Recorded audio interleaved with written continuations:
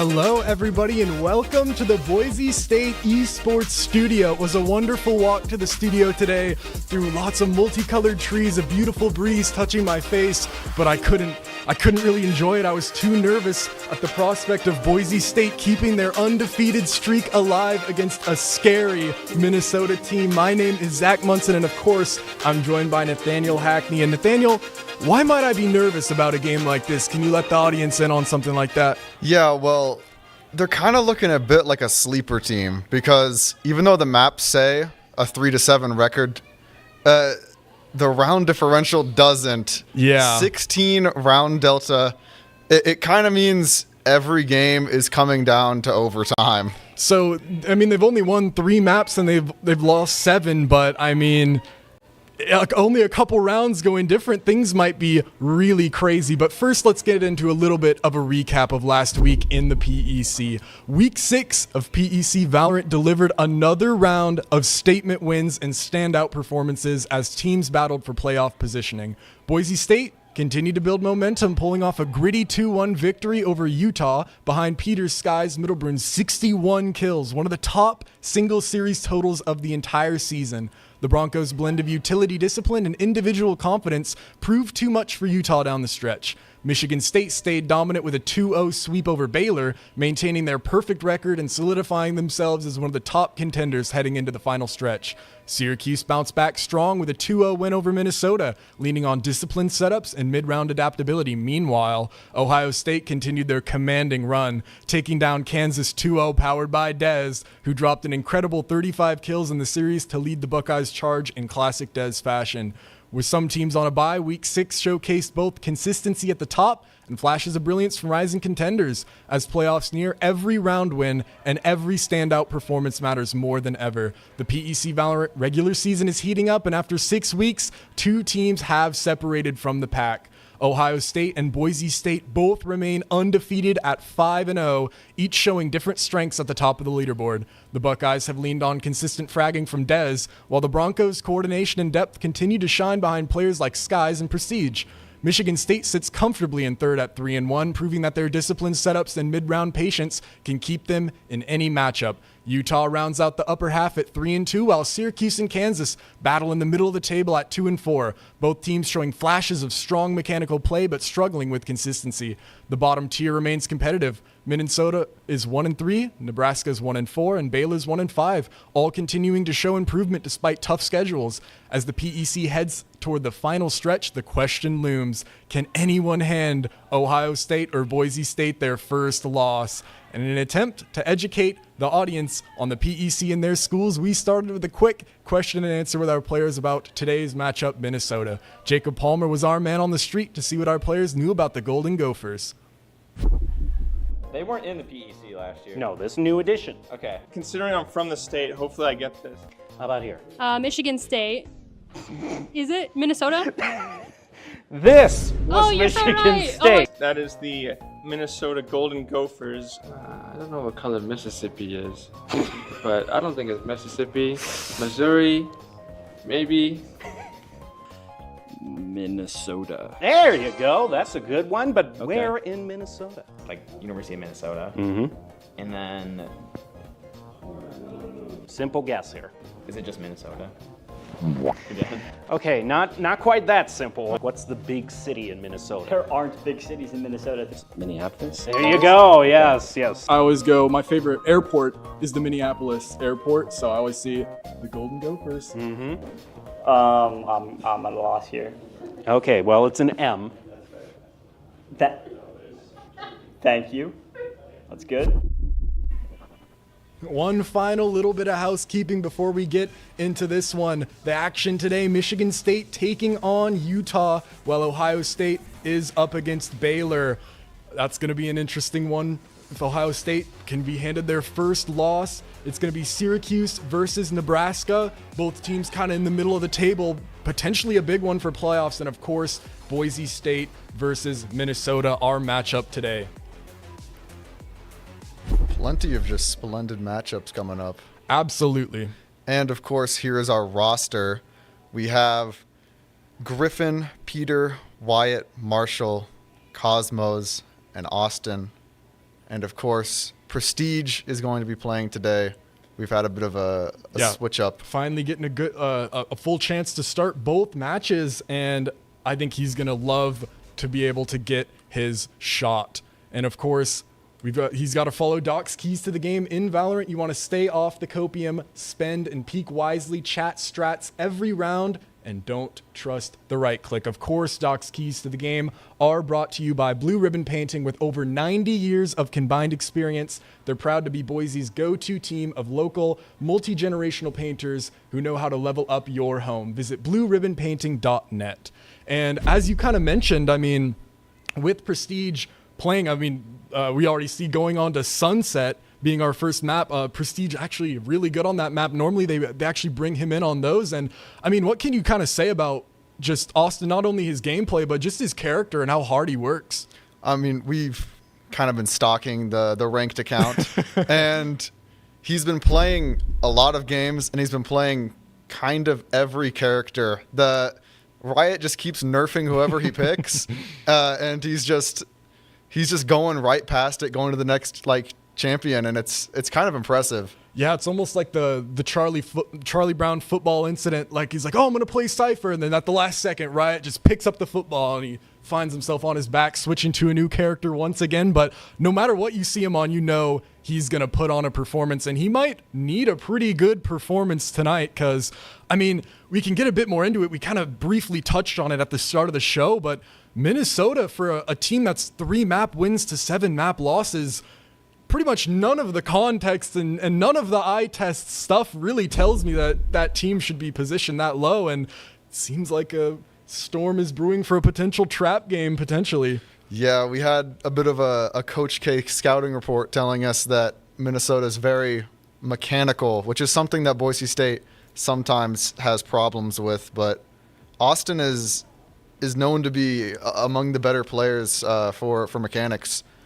Interesting thing to note, however, is it looks like Minnesota playing without their star duelist Shambo, instead Zephyr subbing in today, so that could change a little bit of how they decide to play this one. Normally Shambo, good for like 25 a map, just going in on Reyna. He's a Radiant level talent, of course, loves to show it, but today, bit of a different look for both of these teams, and I think this is definitely interesting territory because, I mean, it's going to be a lot of adaptation.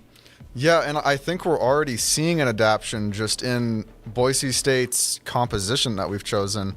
It's double controller, but also double initiator.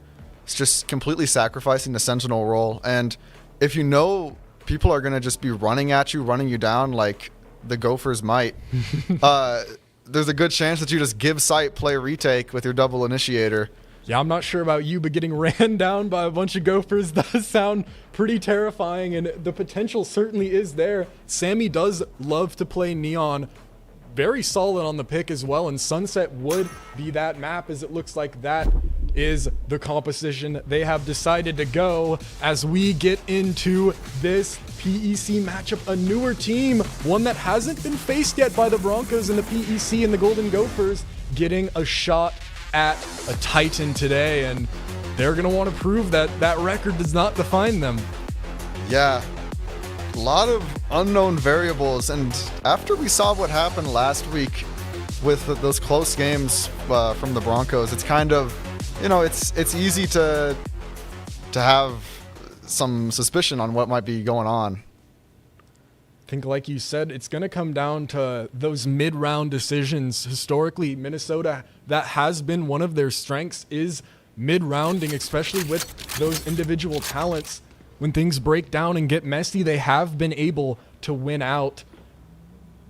And Boise State historically kind of struggled when things get messy, so we're going to have to see if the new implementation of this roster with Cause, things might change a little bit, as it's going to be a big fight running down B already. Lots of Yuto lined up for both sides. All missiles away. Stomping in. Skelesis might be the first one to get contact, but he gets taken down, and the trade also eliminated Ginsburg. One more to boot, and the site taken over already by the Golden Gophers.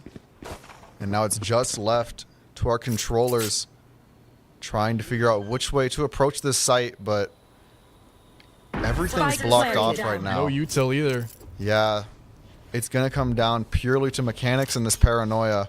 However, a double flank is an interesting strategy, as most of the time you might only expect one. Prestige, light armor is going to get an upgrade here to this Ghost if he's willing to make a noise. Just instead bides his time and might catch Ginsburg. Good jiggle peek, though, doesn't allow any shots, but Cause finds one onto Zephyr, and that's a great paranoia out.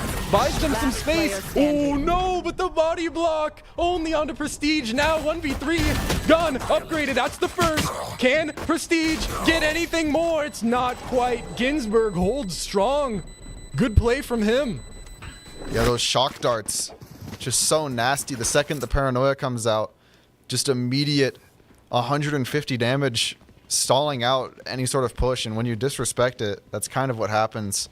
That's what we saw around with the Cause. corner as well. There's not much you can do except for know that it's coming, and it looks like they weren't aware that time. But it seems like they should have won that with that setup.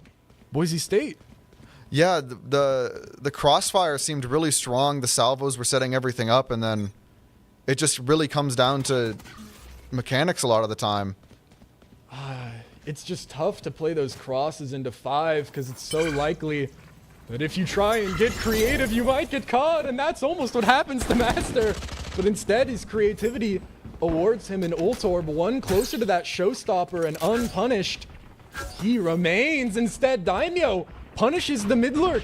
Sammy's taken down and out he goes, but that's no guns given over yet.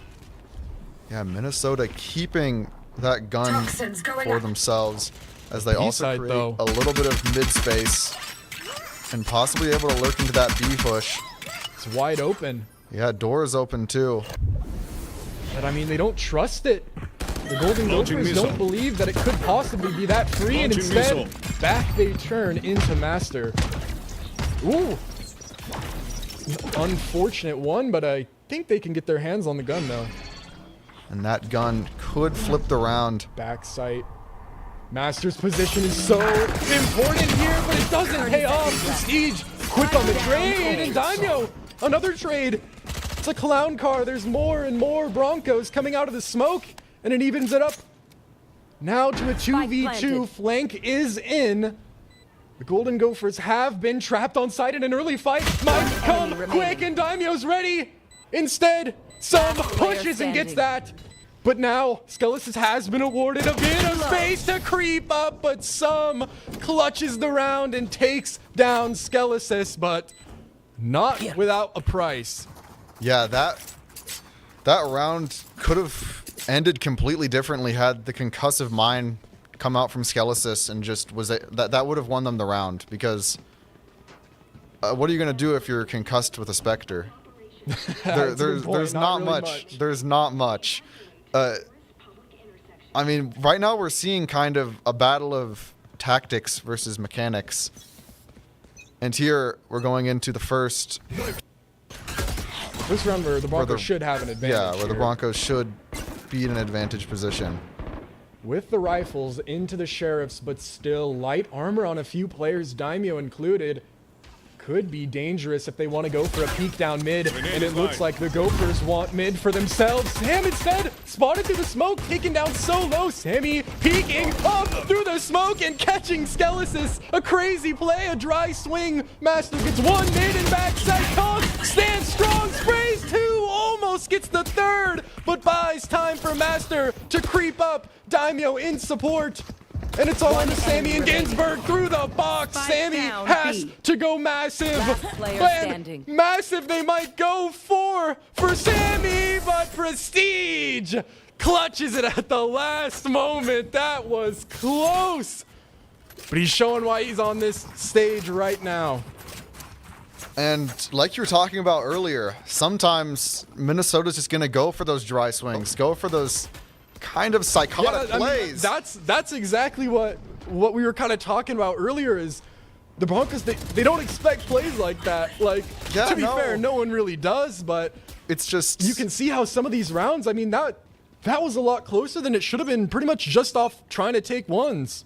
Yeah, it was literally just because they were willing to press W. Prestige walking up. This could be so big, but does he expect the crosshair placement? I think he might aim a little too short. Zephyr and Prestige haven't spotted each other. Good trade out from Cause. Such an important kill down mid, but he wants more. And he gets another, as well as the upgrade. It's you now, and me. Broncos stacked in towards mid as Golden Gophers take backside B, and things get a little complicated, but Cause wins inside the kill contract. 3 for him now. And what that's is the even Viper's going on pick in online. Spawn here? Yeah.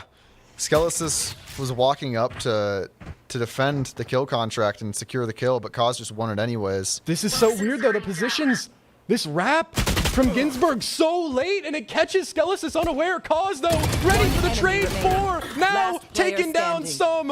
Another 1v1, it's gone down to it again, but he doesn't expect it. Daimo switches weapons and gives away his position, now allowing some to run. Oh, the peak. I mean, who would ever repeat that in a million years? I guess some would. And Daimo in a tough spot now, trying to retake. Plant comes through, makes noise, but he's ready. So ready for the peak. Daimo, can he deliver? He does, and evens up the score at 2-2 apiece. And that's kind of the tactics we were talking about. Like, even in the 1v1, did you see what Daimo did there? He made footsteps acting as if he was walking through Boba, and then at the very last second, just presses shift and gets such a sneaky little timing right here. There. If you hear the steps, you think he's definitely going out where some is looking, but instead lurks right up. A great play. Daimo, we talk a lot about Cause in those clutches, but Daimo's no slouch either. Maybe it comes with playing a lot of control, or you get that game sense gene. Yeah, maybe just the controller just gives it to you, because the controller is always the last one alive. So it makes sense that they're also in the most clutch situations. But still, another round that's come down to the wire. Pretty much every single round so far has. But Rifles now evened up in Prestige. This is an aggressive angle to be holding into 4 potential Minnesota players with a 5th in tow. Owl Drone comes out and Prestige actually dodges it and instead gets a crazy angle. Ready for some, but not that ready. Now getting ran down. Sammy's going in. Overdrive active, but Daimo is in support, and Daimo goes out, peeking. Prestige, the one to be punished. But Daimo 2 taken down now, a 3v3. Things have quickly evened up, and Rifles potentially given over in elbow. The rest of the team has caught up, and Minnesota are still looking to push the pace. And Boise State wants to fight it, but Ginsburg and Zephyr hold strong. In a 2v4, somehow things now even. Rifles in their hands. Such low HP on Cause, but if this crossfire can be used, no, Skelesis shows a little bit of his arm, but Cause stands strong backside. But 1v2 is not out of the question for Ginsburg. Rifle peeking close, trying to isolate the fights, but they're stacked, and in he goes! Ginsburg gets it! They stop, but they're too low! And Ginsburg evens up the score, actually takes it. 2-3 now for Minnesota. And maybe an ill-advised play from the Broncos there. The stack, usually that makes sense because you can't headshot both of us, we'll just kill him. But sometimes it's the wrong play. They're both on like 40 You're HP. both on 40 HP. One of you has a Spectre, so you can't even one-tap him. Oh, man, and I can see a little bit of flashbacks from last semester. Like, I don't necessarily think Boise State is a sloppy team by any metric necessarily, but I think they have a bit of that competitive spirit where it's like, I kind of just want to peak. Like, I want to prove that I can win you in this 1v1. And a lot of the time that can kind of go against the game plan. It can be a little ill-advised, and it just seems like all of these rounds have came down to 1v1s and 1v2s, and that's not normally how Valorant goes. No, it usually doesn't. And like you were saying, when you deviate from the game plan, you get into those mid-round situations, which you were saying That's what Minnesota wants that. So it may be a bit more advisable for the Broncos to just play very procedured Valorant and just see where it takes them. Of course. mean, certainly the results on the scoreboard, at least there, it's not like they're getting like destroyed. Like we said, every round is 1v1, but normally, I mean, you see a lot of flawlesses from this Broncos roster. Yeah, that is exactly. Oh, wow. Mid push, quick out, but Henry even quicker. Skelesis manages to get one before he's taken down, and the second wave is here. But it's only Daimo, the cavalry. It might be enough, who knows? Sheriff in his hand, so creepy, ready for anything, but he has a lot of angles to watch, and the headshot can't be found. Flash drive goes through, but the paranoia onto him as well. Every little piece of utility used, but he's been wrapped. Oh my! What a shot from Daimo, wow. And that bought a lot of time for Prestige to get into such a nice position. Usually you'd see Daimo here, but and the Asian hears switch, him. he might hears find everything, the and there's a hole. rifle. A rifle's at his feet, he's gonna pick it up. And it makes no sound because he already had the ghost. Oh man, it's a script writer, a play writer couldn't make a better script for this round than what's happening, but Prestige is on deck to deliver. He has to go big here. This whole round depends on his flank, and he smokes himself off. They're never gonna expect this. Out the smoke, he goes, but the teleport draws his crosshair. Oh no! Prestige can't land it, but now onto the Clutch King. 5 bullets to his name. Spots Ginsburg, and now up to 11, but that's not a lot to work with. And Ginsburg dead zones him. Just, I don't even know, back to the Stone Age. That was a crazy shot from Ginsburg. But if you showed me how that round ended and then told me the Broncos started with 4 sheriffs in a classic, True, I wouldn't believe you. Once again, I would 1v2 not believe round. you. And of course, Prestige, his position was great, but just unlucky. I mean, if he hits the shot on the TP guy, you know, everything's different. Everything's fine. He didn't misplay it. It was just an unfortunate timing on that TP. Good look from him, and it just seems like maybe the Broncos losing these first engagements more than they'd like here, I think. Yeah, they're not able to really set the pace for the rounds like they usually do. Oh, wow. Risky peek from Skelesis, but it spots Sammy. Now in position, good stun, but he doesn't go in off of it. Maybe playing a bit too respectful. Now the B site's completely given over. And they're running out of room. Now Hunter's Fury goes through, tries to catch some of these players back in Boba, and Pogs is the one who's taken so low, 36 HP. You'd love to have that Viper's Pit, but it's scary now, and they don't really control any part of the map here. It's quite difficult for the Broncos to retake. They have Showstopper, but Outback site, they flood. Skelesis taking point.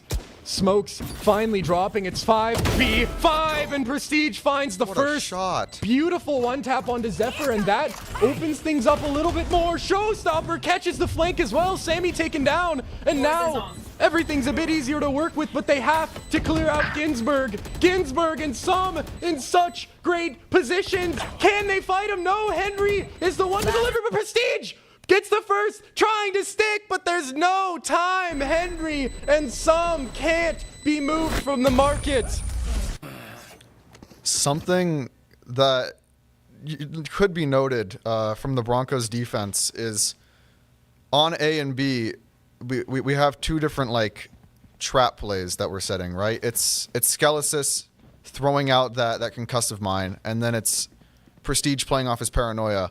But they don't work at the same time. You need Prestige to smoke so that you can play off of that concussive grenade, or else Skelesis is pretty much just wasting utility.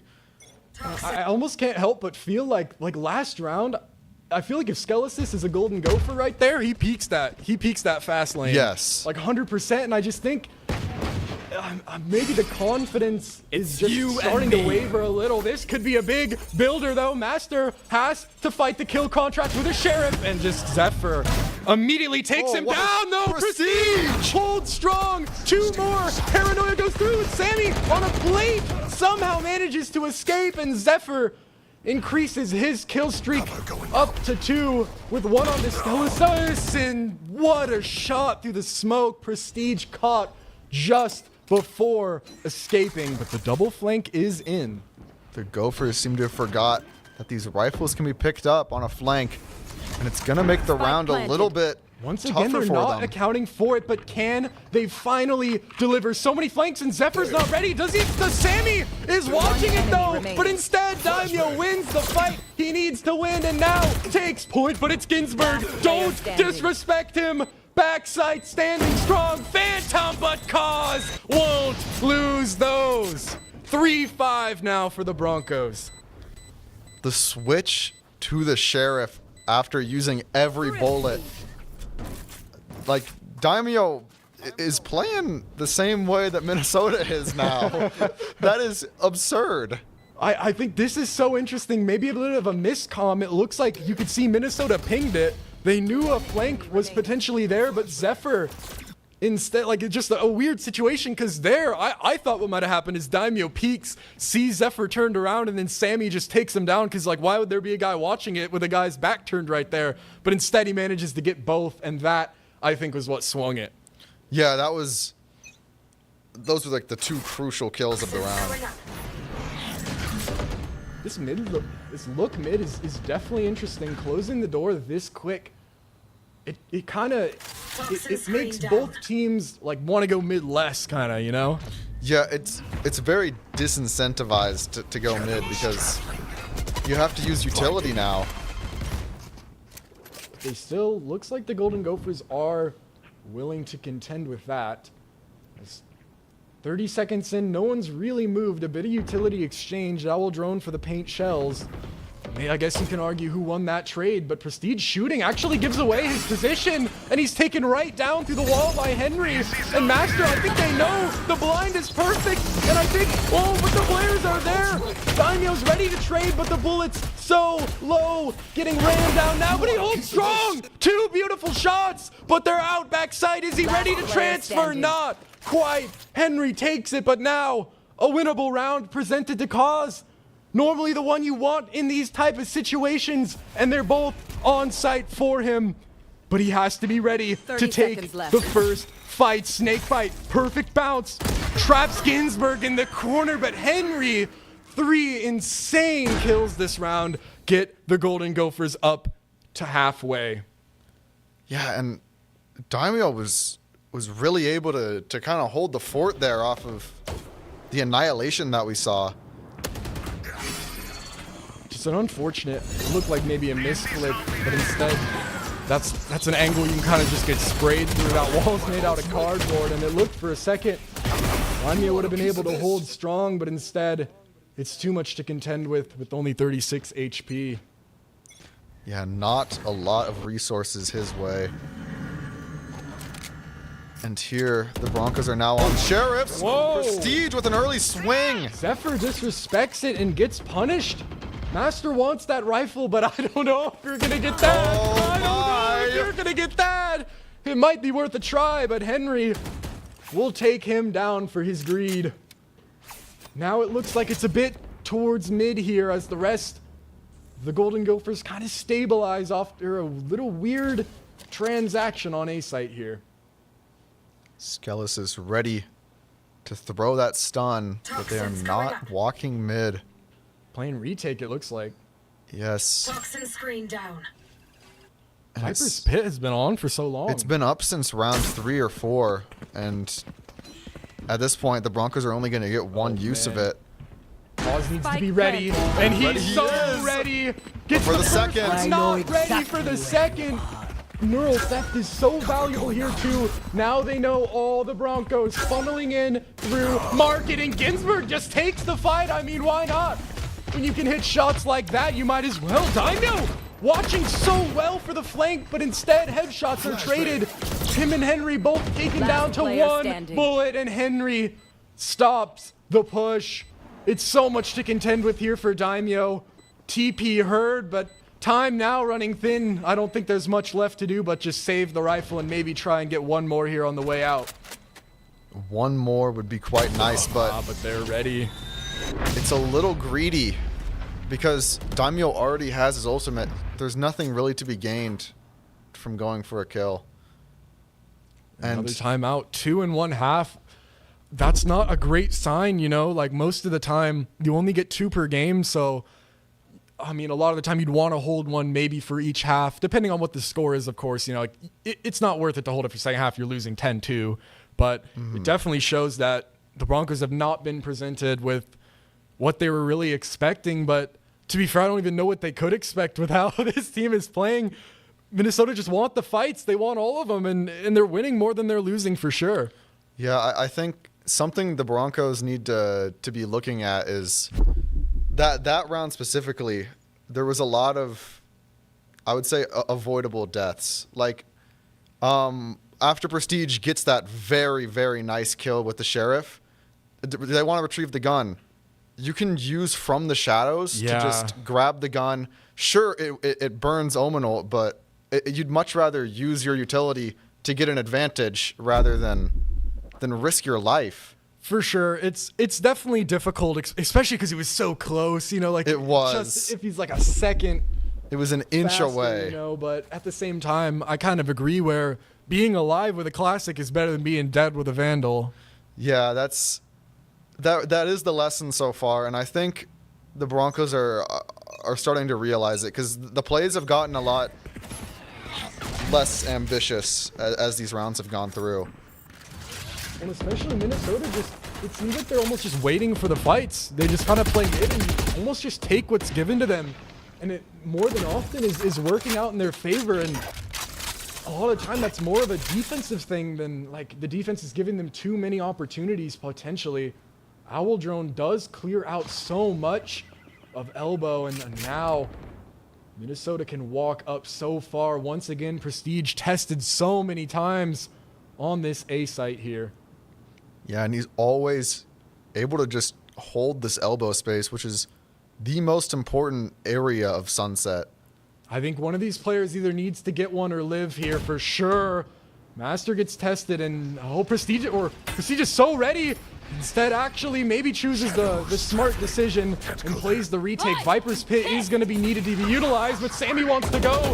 Sammy knows the longer this goes, the worse a chance they have, but Daimo applying the pressure kind of stops the push, and instead it's all towards Prestige. 5 players running him down, and Sam gets it, and the rest of them go in tow. The rest of the players all flooding in, moving like an amoeba, and they get it to a 4v2 now. The spike still hasn't come down, actually. Daimo has a chance to potentially stop this plant. Oh, but it's going to go down. Ginsburg gets it. Daimo has to bide his time and chooses to flank Cause. Early engagement. Zephyr takes him down to half HP. Daimo, the flank's so good, but he tries for the trigger discipline and he can't quite get his reward. Every player half though. Cause, no way. No way, Cause. I know you like to clutch, but this is too much. And kill contract all but confirms that even if he's able to win this fight, it's still Sammy holding his body. Oh, a chance. That was so close. Oh, what a good try from Cause, but unfortunately 1v2. Kill contract might be the best ultimate in the game in a 1v2. Yeah, it completely secures just the round because all Minnesota has to do is just click him and then walk up. To be fair though, he lived probably an entire half second longer than I thought he was going to live coming out of this. Yeah. If he was, that's like, he could have done something crazy there. Normally, like, you get someone's crouching and spraying at your head. So Sammy actually you can actually hear what happened. Sammy picked up Cause's skin off the ground. Okay, bro. And was reloading. That's crazy. That's shameless. These players in Val, they love skin. They love their skins, man. That would have been a funny round to lose though, but Sammy now upping the tempo and in through market already onto Skelesis, who's trying to run back, but careful. Don't want Util out in your hand. Cause finally might have a chance to use the ultimate. Hunter's Fury is out, and Sammy actually gets caught. An important kill, but a trade is so fast, and Henry gets that as well. Zephyr evens things out, and once again, I mean, Cause in these positions, he's so solid, but it's just been too much to ask today. 9-3 attacking half for the Golden Gophers here. And I mean, we even talked about it. That was like our narrative going into this one is be careful. Like a potential trap game is on the board. You don't know. I mean, this Minnesota team is ferocious and they play a style that the Broncos are weak to, but still, I mean, I don't even think I expected a 9-3 here. No, neither did I. I was thinking it was going to be like 5-7, like in that area. I mean, it would just, the Broncos undefeated though, like, I wouldn't have been surprised to say all that and all, you know, it's another 8-4, but Instead, Minnesota are giving them something to think about and carry into the next map here. I mean, this was their pick. Yes, this is Minnesota's pick. I'm not shocked to see that they're very confident on it, but still, just this level is definitely impressive, and it looks like a similar defensive procedure from the Golden Gophers as what we had seen from Boise State. 4 on A site to start here. And a similar attacking strategy as well of hold mid, but the Broncos are getting a little more Master has to aggressive. go big. Ooh, Ginsburg and Master spot each other. Sketchy business now. Bomb buddy deployed. Util not finding anything from either side. Master wants a fight but doesn't want to have to work for it. Wants it delivered straight to him, and that might be what happens. Instead, smoke off and reset. And as the Broncos figure out where they're going to go, Skelesis is going to need to take the longest route. This is like the first round. A crossfire on A side is going to be what decides it, and Daimo in so quick, can't find the shot. Zephyr takes it, and now this is so bad. The rest of the Golden Gophers have had time to reinforce the site. Sammy's already here, though. Eliminated, and Paint Shells want to claim Zephyr. Instead, it's Skelesis' classic. But still a 3v3, and 2 are on site. This could be up to Cause on the flank once again, and he gets the shot. Now, stuck backside both the Golden Gophers. It's only on to Henry. Classic in his hand, a 1v1. Cause, can you deliver? 50 HP, 10 seconds. Who can find it? Henry, trust the right click, and it pays off for him today. A clutch and a super crucial pistol round. 19 kills, 7 deaths for Henry. Yeah, and on the pistol too, I mean, that's always looking rough, especially if it's a 9-3 half. Yeah, I mean, if you win that one, you're pretty much telling yourself, if you're the Broncos, like, all good, win next, potentially get the bonus. We're like 9-6 with rifles, everything's evened up. We can prove our attack side is better, but this has changed everything.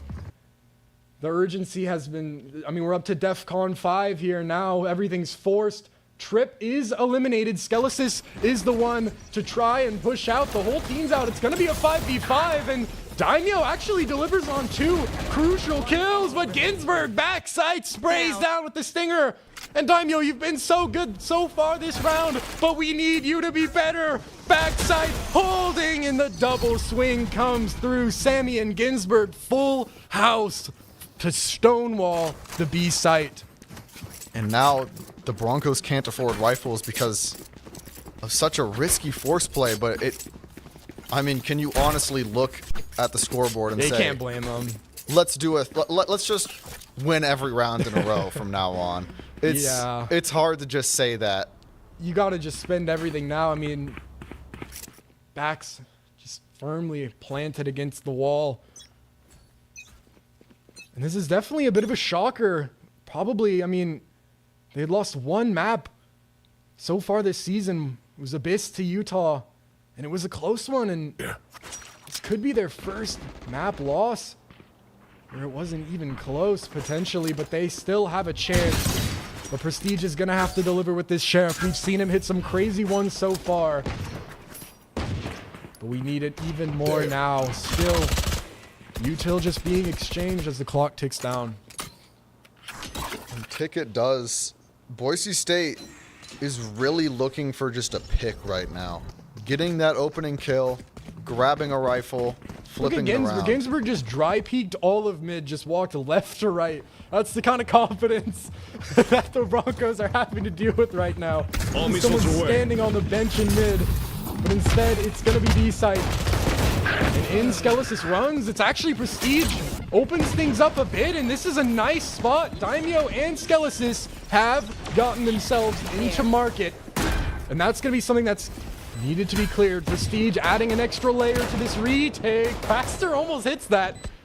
On to Ginsburg through the smoke, but it's going to be on to Skelesis, and he finds it. Zephyr, the flank dealt with, and now a 3v5. Sammy running on, trying to get to Prestige before the rest of the team can come in to support. One enemy remaining. But it's not even gonna get that far. Whoa. You see how fast Sammy turned on Prestige? Yes. I was like one frame, 180 It was Ultra flick, but Instinct. it's not enough. And that was almost a flawless, thrifty round, which isn't something that you really ever see. I do have to say, though, if you turned off names that round, you might have thought that was a Minnesota attack round. Like, slow mid, wait for the util, wait for some information, then just 5-man run onto site later in the round. And win the fights. That's been, I guess, what's worked so far for both of these teams here.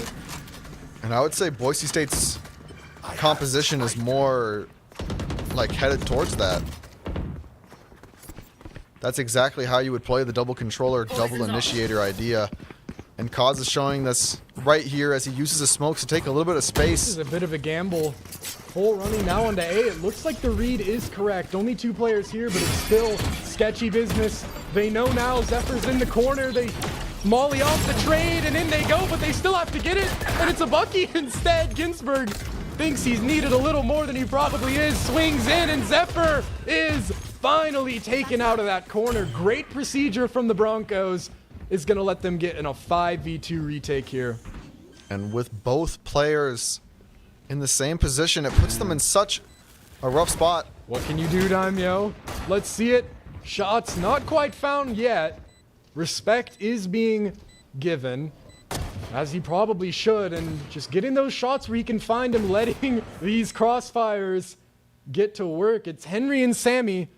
2 great players thus far, but I mean, surely this is too much to ask for. Right through the box. Daimo gets the first, somehow a body shot. Looked like a headshot to me, but the rest of the team come in, and another flawless round from the Broncos. Back to back now, starting to get something online here. And you were saying Daimo respecting a little. I don't call that respect. He was swinging a high-low. Yeah, you're right. He shot 2 Guardian mags at a high-low. That's not respect. To me, I guess the disrespect in my mind would have been just like wide just peeking swinging or something. and trying to click both heads. He did give himself quite a few chances.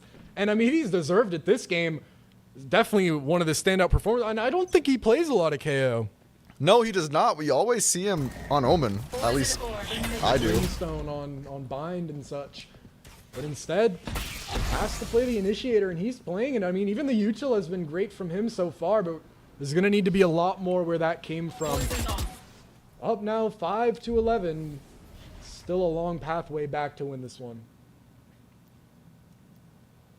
And the round is just slowing down to a halt.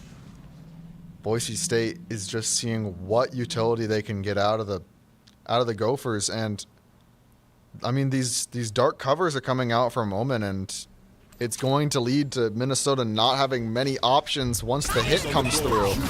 Oh, wow. It's coming through fast. Gets it, though. Zephyr somehow takes down Master through the showstopper, and whoa!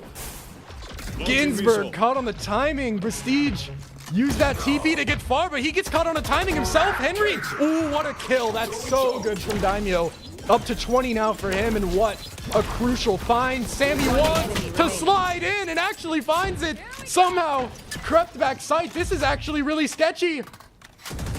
Taps the bomb and he's running in. Overclock in his hands. Both the players literally 1 HP. Skelesis trying to peek. Shots can't be found. Sammy trying to tap the diffuser. Gets the half. Gets off. Expects the flank. There's nothing there. And slides in. Gets the first. Cause bides his time. Gets the snake bite off, and that might seal it. Sammy can't quite get on the bomb, has to try and make a play, and Cause is too patient. The kill comes through, but I don't think there's enough time, but he has the half. Hold on, and Sammy gets it. 1 second left. Somehow Sammy delivers in a 1v2. Utility used to perfection, and a heartbreaker for the Broncos. Yeah, I think what really happened there was Cause, like, at that point, Sammy thought Cause had rotated, because why else would you jump scout 8 times unless if You're setting up a flank. Yeah. And then Kaz threw that snake bite very early. True. And I think maybe a bit of a, I mean, just when you're on that low HP, like It's everything feels more stressful. urgent, you know?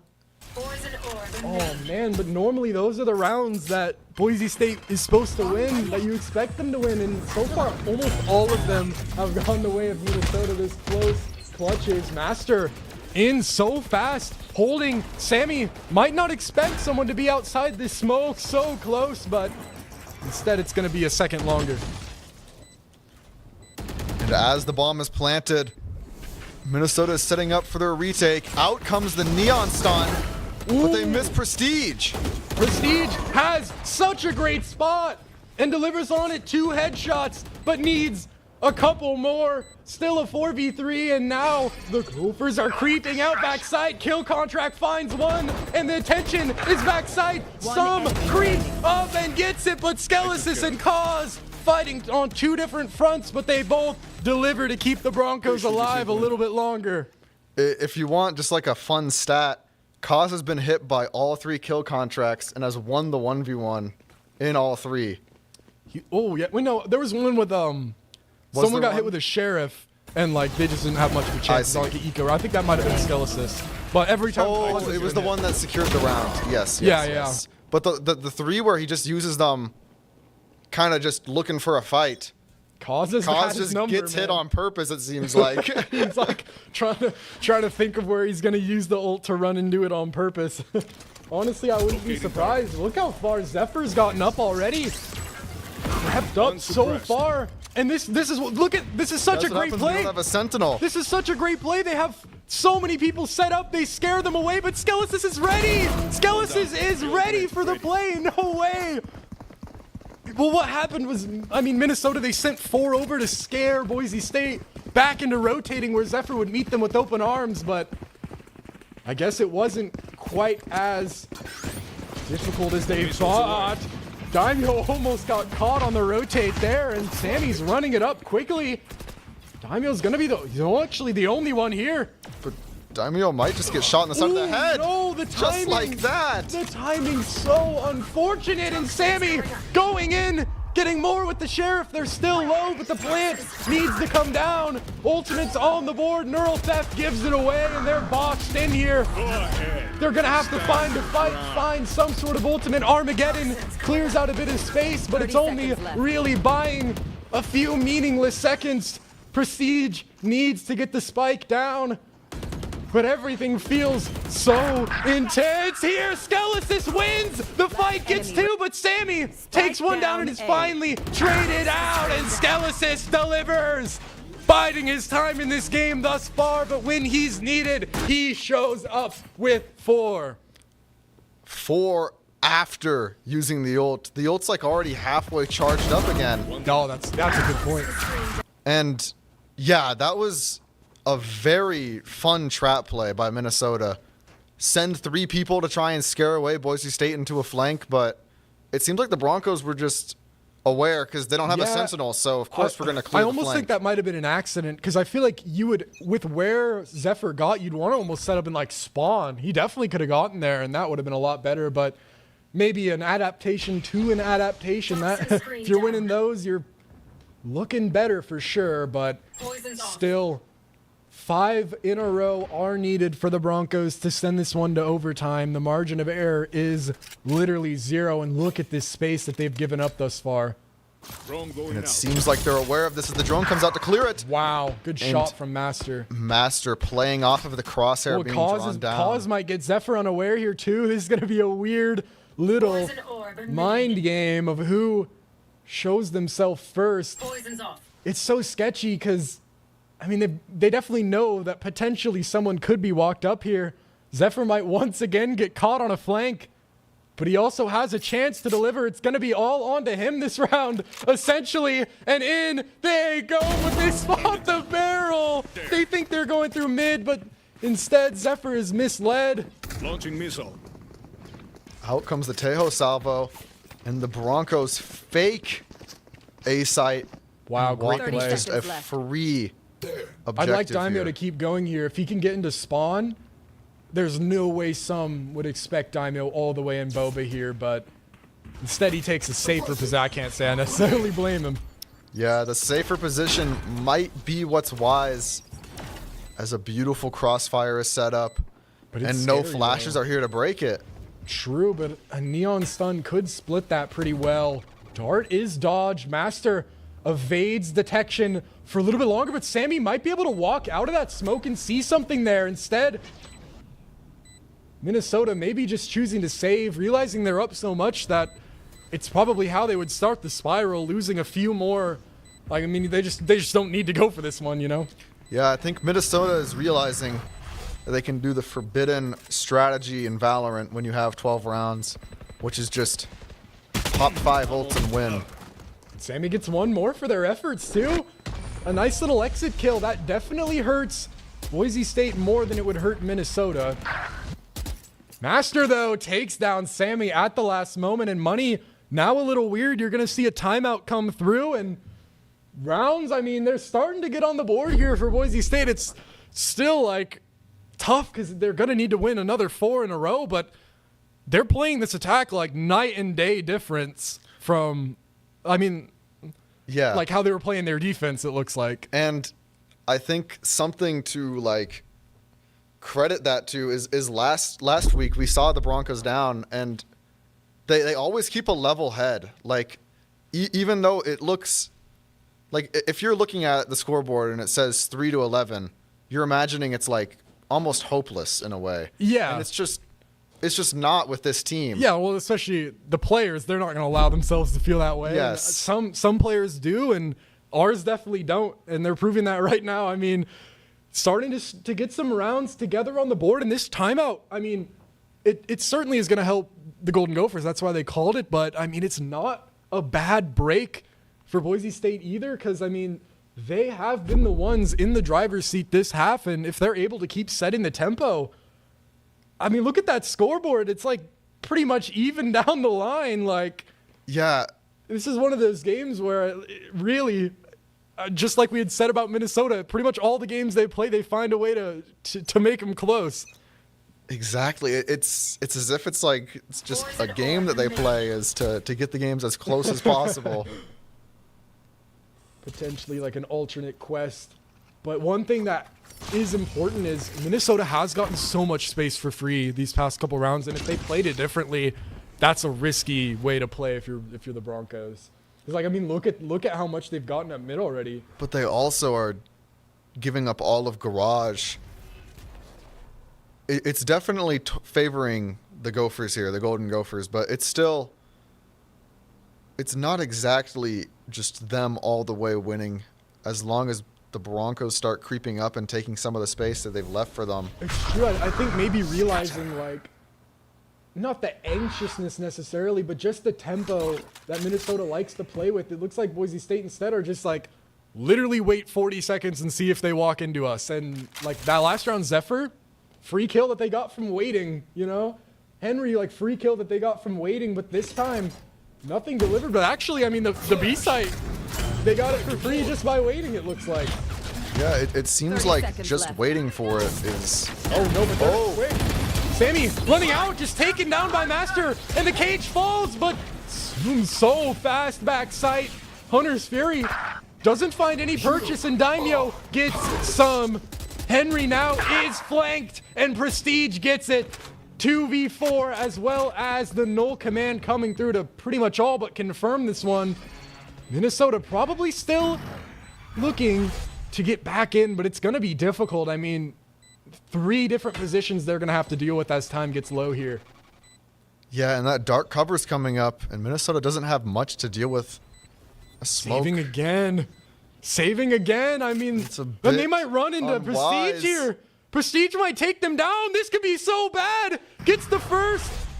And they might have no money to work with here. If Ginsburg can't get away, and he barely gets away with one. Has to scramble back into spawn to keep the rifle in his hands, but Boise State hounding him down. And we have a game on our hands now. Only 3 more to get to overtime. And now the money is really starting to get in favor of Boise State. I mean, how could it not as the rounds streak together? Well, and Zephyr was trying to save a judge. Yes, it's it's he can't even frankly do that now. foolish. Instead, light shields and weird purchases across the board. Sammy's going for a hero rifle. And that's, I don't know if that's the right play. I guess we're gonna have We're to gonna find find out out if Sammy's good indeed. for it in a second. But finally, the 1v1s aren't going the way of the Golden Gophers anymore. Poison's off. Instead, only some here now changed his sight to A. A little bit of a switch up. It might not be detected. It actually is. I think Skellis has heard the trip, but it does not deter the Broncos. In they go. Sammy and Ginsburg, or sorry, Sumb and Ginsburg holding strong with this high-low. Cause so patient, waits for the showstopper to clear it, but it doesn't find anything. Hero rifle gets 2. Sammy gets 2 and Sumb gets the trade. Cause it's watched for. Oh no, it's all onto Prestige. 1 versus 4, a couple players taken low. But time to play with here. Prestige. Cover going out. Starting roster, he's worked so hard for this opportunity. And what a clutch it would be. 1 versus 4. Difficult decision to make for him here. 30 Will he seconds walk left. to B or will he play for the rotate? Just about doesn't hear Ginsburg and Spawn. They don't hear each other's footsteps. So still none the wiser. But now plant coming through. Ginsburg hears it, calls over his team. And what does Prestige choose to do? Dark cover goes through, smokes off Boba. And he wants to play ahead of it. He knows he can't win. The longer this round goes, the less chance he has to win it. But does he know that all 4 are coming in the same way? Actually now splitting up a little bit. But he's going to have to contend with everything for the map. And Zephyr just takes him down through the box. Just Oh smells no, him. he doesn't even get a chance at the clutch. Instead, it's Minnesota taking the first map here, 13-9. And that was a statement if I've seen a statement, man. Yeah, and look, when it showed the camera and just all 5 defeat screens popping up at the same time, that was something to look at. was And look at how cinematic. even the scoreboard is. Checkerboard, pretty much. Yes. Even right down the, I mean, these players are matched up exactly. And I think we're sitting here, like, those last 10 minutes change this narrative so much from what it could have been. Like, if they go out 3-12, I'm like, oh man, like, what's next map gonna look like? What kind of adjustments can we think of here? But instead, I mean, now, I mean, they got it close enough now where I can reasonably think that they have a chance in this next one for sure. Yeah, I definitely feel like they have a chance, and especially with the map that we're moving to, Split, and that's kind of the least gambly map against the most gambly team. That's true. Split is, when you talk about like procedure, kind of like scripted, like, I mean, that's Split. That looks Yeah, like Split. you know exactly what's going to happen. 1 guy goes mid, 4 guys go on the main. You plant for the mid guy, pray he wins. He doesn't. It's 7 wins for the defenders, 5 wins for the attackers. I every certainly time. agree. It feels the most one-sided of all the maps, but there are definitely times where that one side is defense and times where that one side is attack. And most of the times I see it on attack, it's because those individual fights are just won so quickly. Like, you're able to just run out B and get those picks. And I think that's what the Golden Gophers are going to try. Of course, we kind of talked about that a little bit before. And, you know, I mean, we're going to have to see how that turns out. But of course, thank you to Idaho Air National Guard for sponsoring this stream. What if you could pursue college or your dream career while serving your country and getting amazing benefits?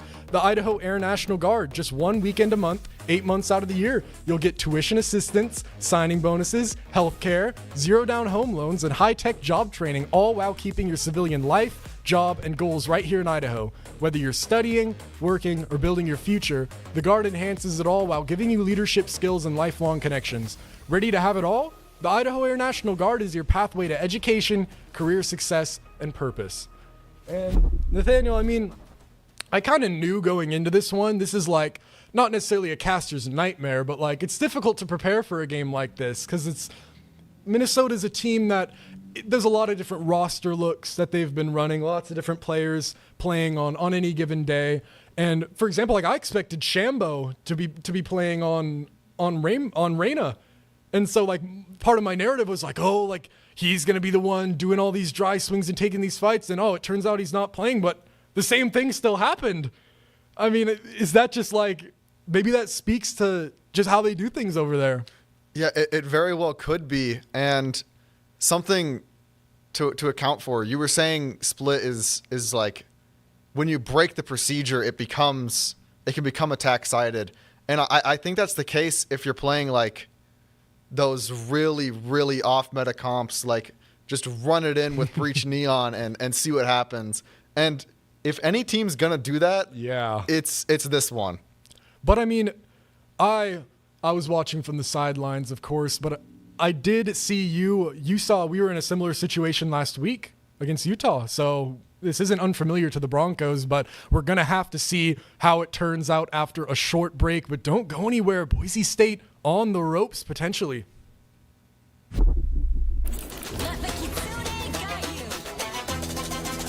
Hey, oh my.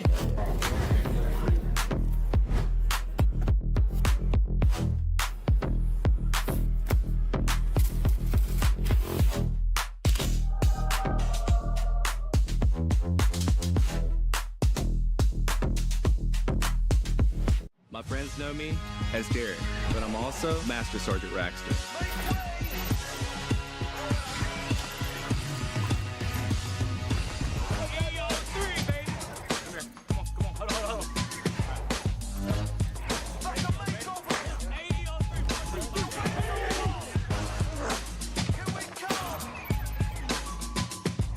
This is my life in the Air National Guard.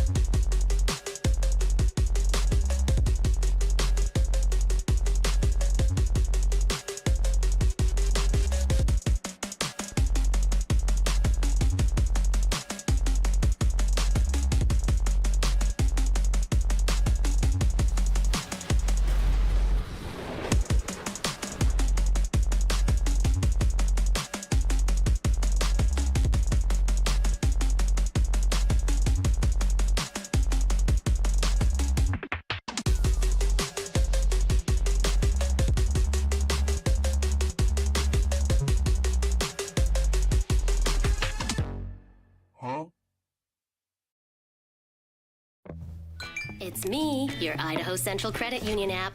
Rough morning. Is that a mobile deposit? I got this. Beat it, Charlie. We're making money moves here. Cha-ching. And done. Charlie, come on, outside. Sorry about the mess. I'd help if I had hands. The closest Idaho Central Credit Union branch is in your pocket. Let me show you what I got. With the Dairy West Fueling Station, we really wanted to create a place that our players could come and be fueled and hydrated in a healthy way, fuel their minds, fuel their bodies so they can compete at the highest level. Dairy West has really allowed us to do that, and we're excited to see what this space turns into. This is only phase one. There's many iterations to come. It's truly unique in college esports, and we're excited to see how that continues to evolve. We're really thankful for Dairy West's support and look forward to continue working with them. Let me show you what I got.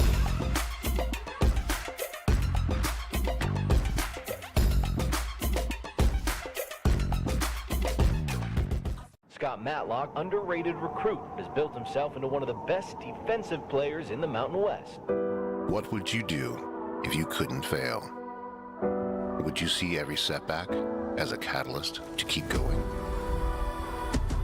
This is the innovator's mindset, because innovation demands daring.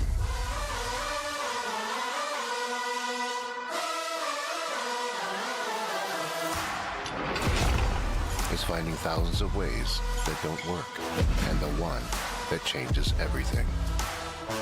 It's when your unrelenting spirit sees the world's needs and says, I will create something better. So, what will you do? Will you let your genius run wild? Give yourself the space to be great? Set your sights on something even bigger, because we know changing the world doesn't happen by chance. It comes out of the blue.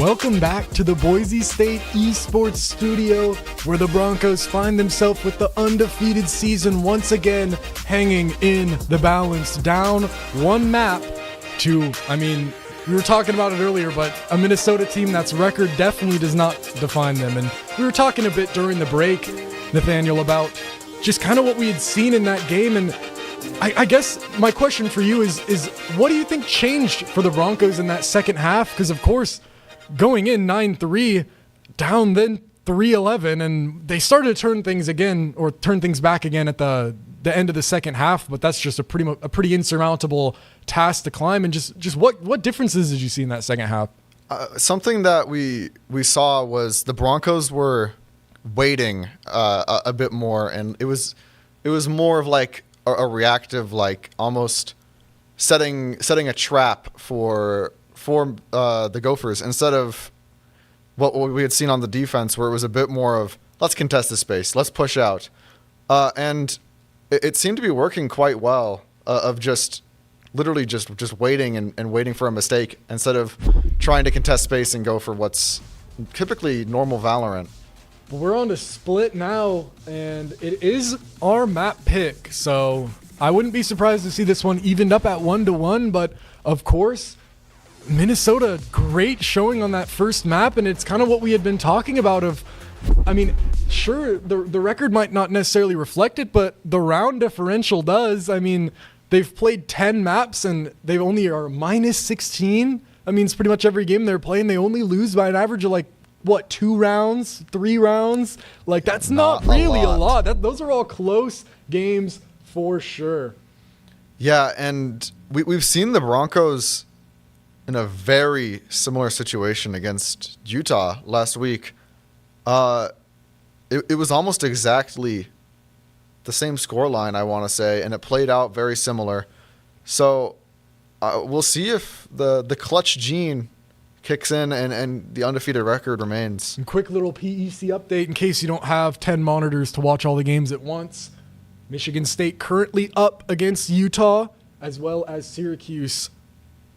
They're also winning. I think they did win their game already. Syracuse is another really feisty looking team, but Minnesota are proving themselves here, and look at that composition.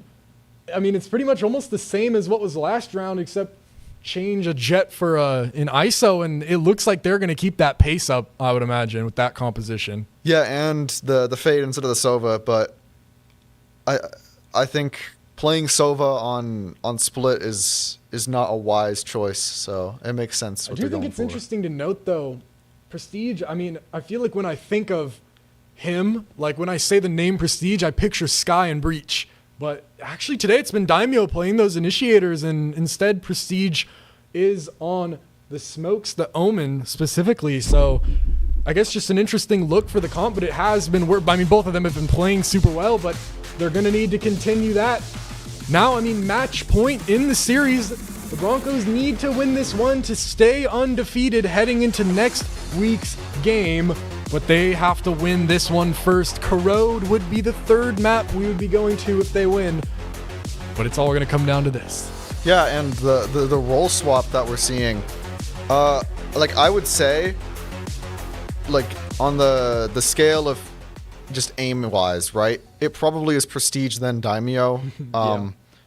I don't know. That's yeah, what I know, that's a fair thing to say. And I would say in professional play, we've been seeing the Omen is like one of the better aimers now because he has so many options, and it you can put yourself in a lot of positions. You can get into a lot of positions where it's just you use your aim and you get 2, and then you teleport away. And so maybe that's the reason why we're seeing the switch of roles. Yeah, a lot of the time it's a play style thing rather than a character thing, like just depending on how each person wants to go at each round. And Minnesota already want to go at this one. Zephyr has crept himself into such a precarious corner, and he might get caught somehow. Escapes. I think the Viper Wall maybe gave him a little space to creep back, but I mean, he's half HP now, and on pistol round, that's not where you want to be. No, it is not. Being 2-shot is never a good look. And Daimo has full utility. That's a lot of things that Minnesota is going to need to worry about as the execute comes through. Out comes the Trailblazer, clearing pretty much everything all the way up to ramp. Might not be the execute, actually. It seems like the double drone fake coming through, trying to convince the Golden Gophers about what's going on, but look at B-site. It's up to Cause, who gets the first, but I don't know. No way he expects a second right there, and he doesn't. Master, other side of the melee. Ginsburg got traded with a knife. Master got... Maybe if you shot him, your teammate would have lived, but I don't know. I didn't see it all the way. But Boise State now on to B-side, and Sammy trapped in the corner, blinded up, and Henry is the one to try and fight back sight. Daimo trusts the right click, and now only 1v3. Timing has been crazy for Skelis so far this game, but this time he has a chance to just wait, offer the space, and I really like this play from Skelis. Yeah, this is the split strategy of put the guy heaven and wait for him to win the round for you. Yeah, I mean, it's so impossible to clear Skelis out of this spot. There's nothing you can do. Zephyr knows, but it's like the only thing you can do is face the music. Daimo, 3 nice shots with the Ghost, and once again, they picked up right where they left off. That round was won because they literally just waited for Minnesota to make mistakes. Yeah, they made the mistake of being a little aggressive. You lose half your health bar. Now, we kind of just win the round off of that. And the push out B. The push out B, yes. And then you give the Broncos a crossfire.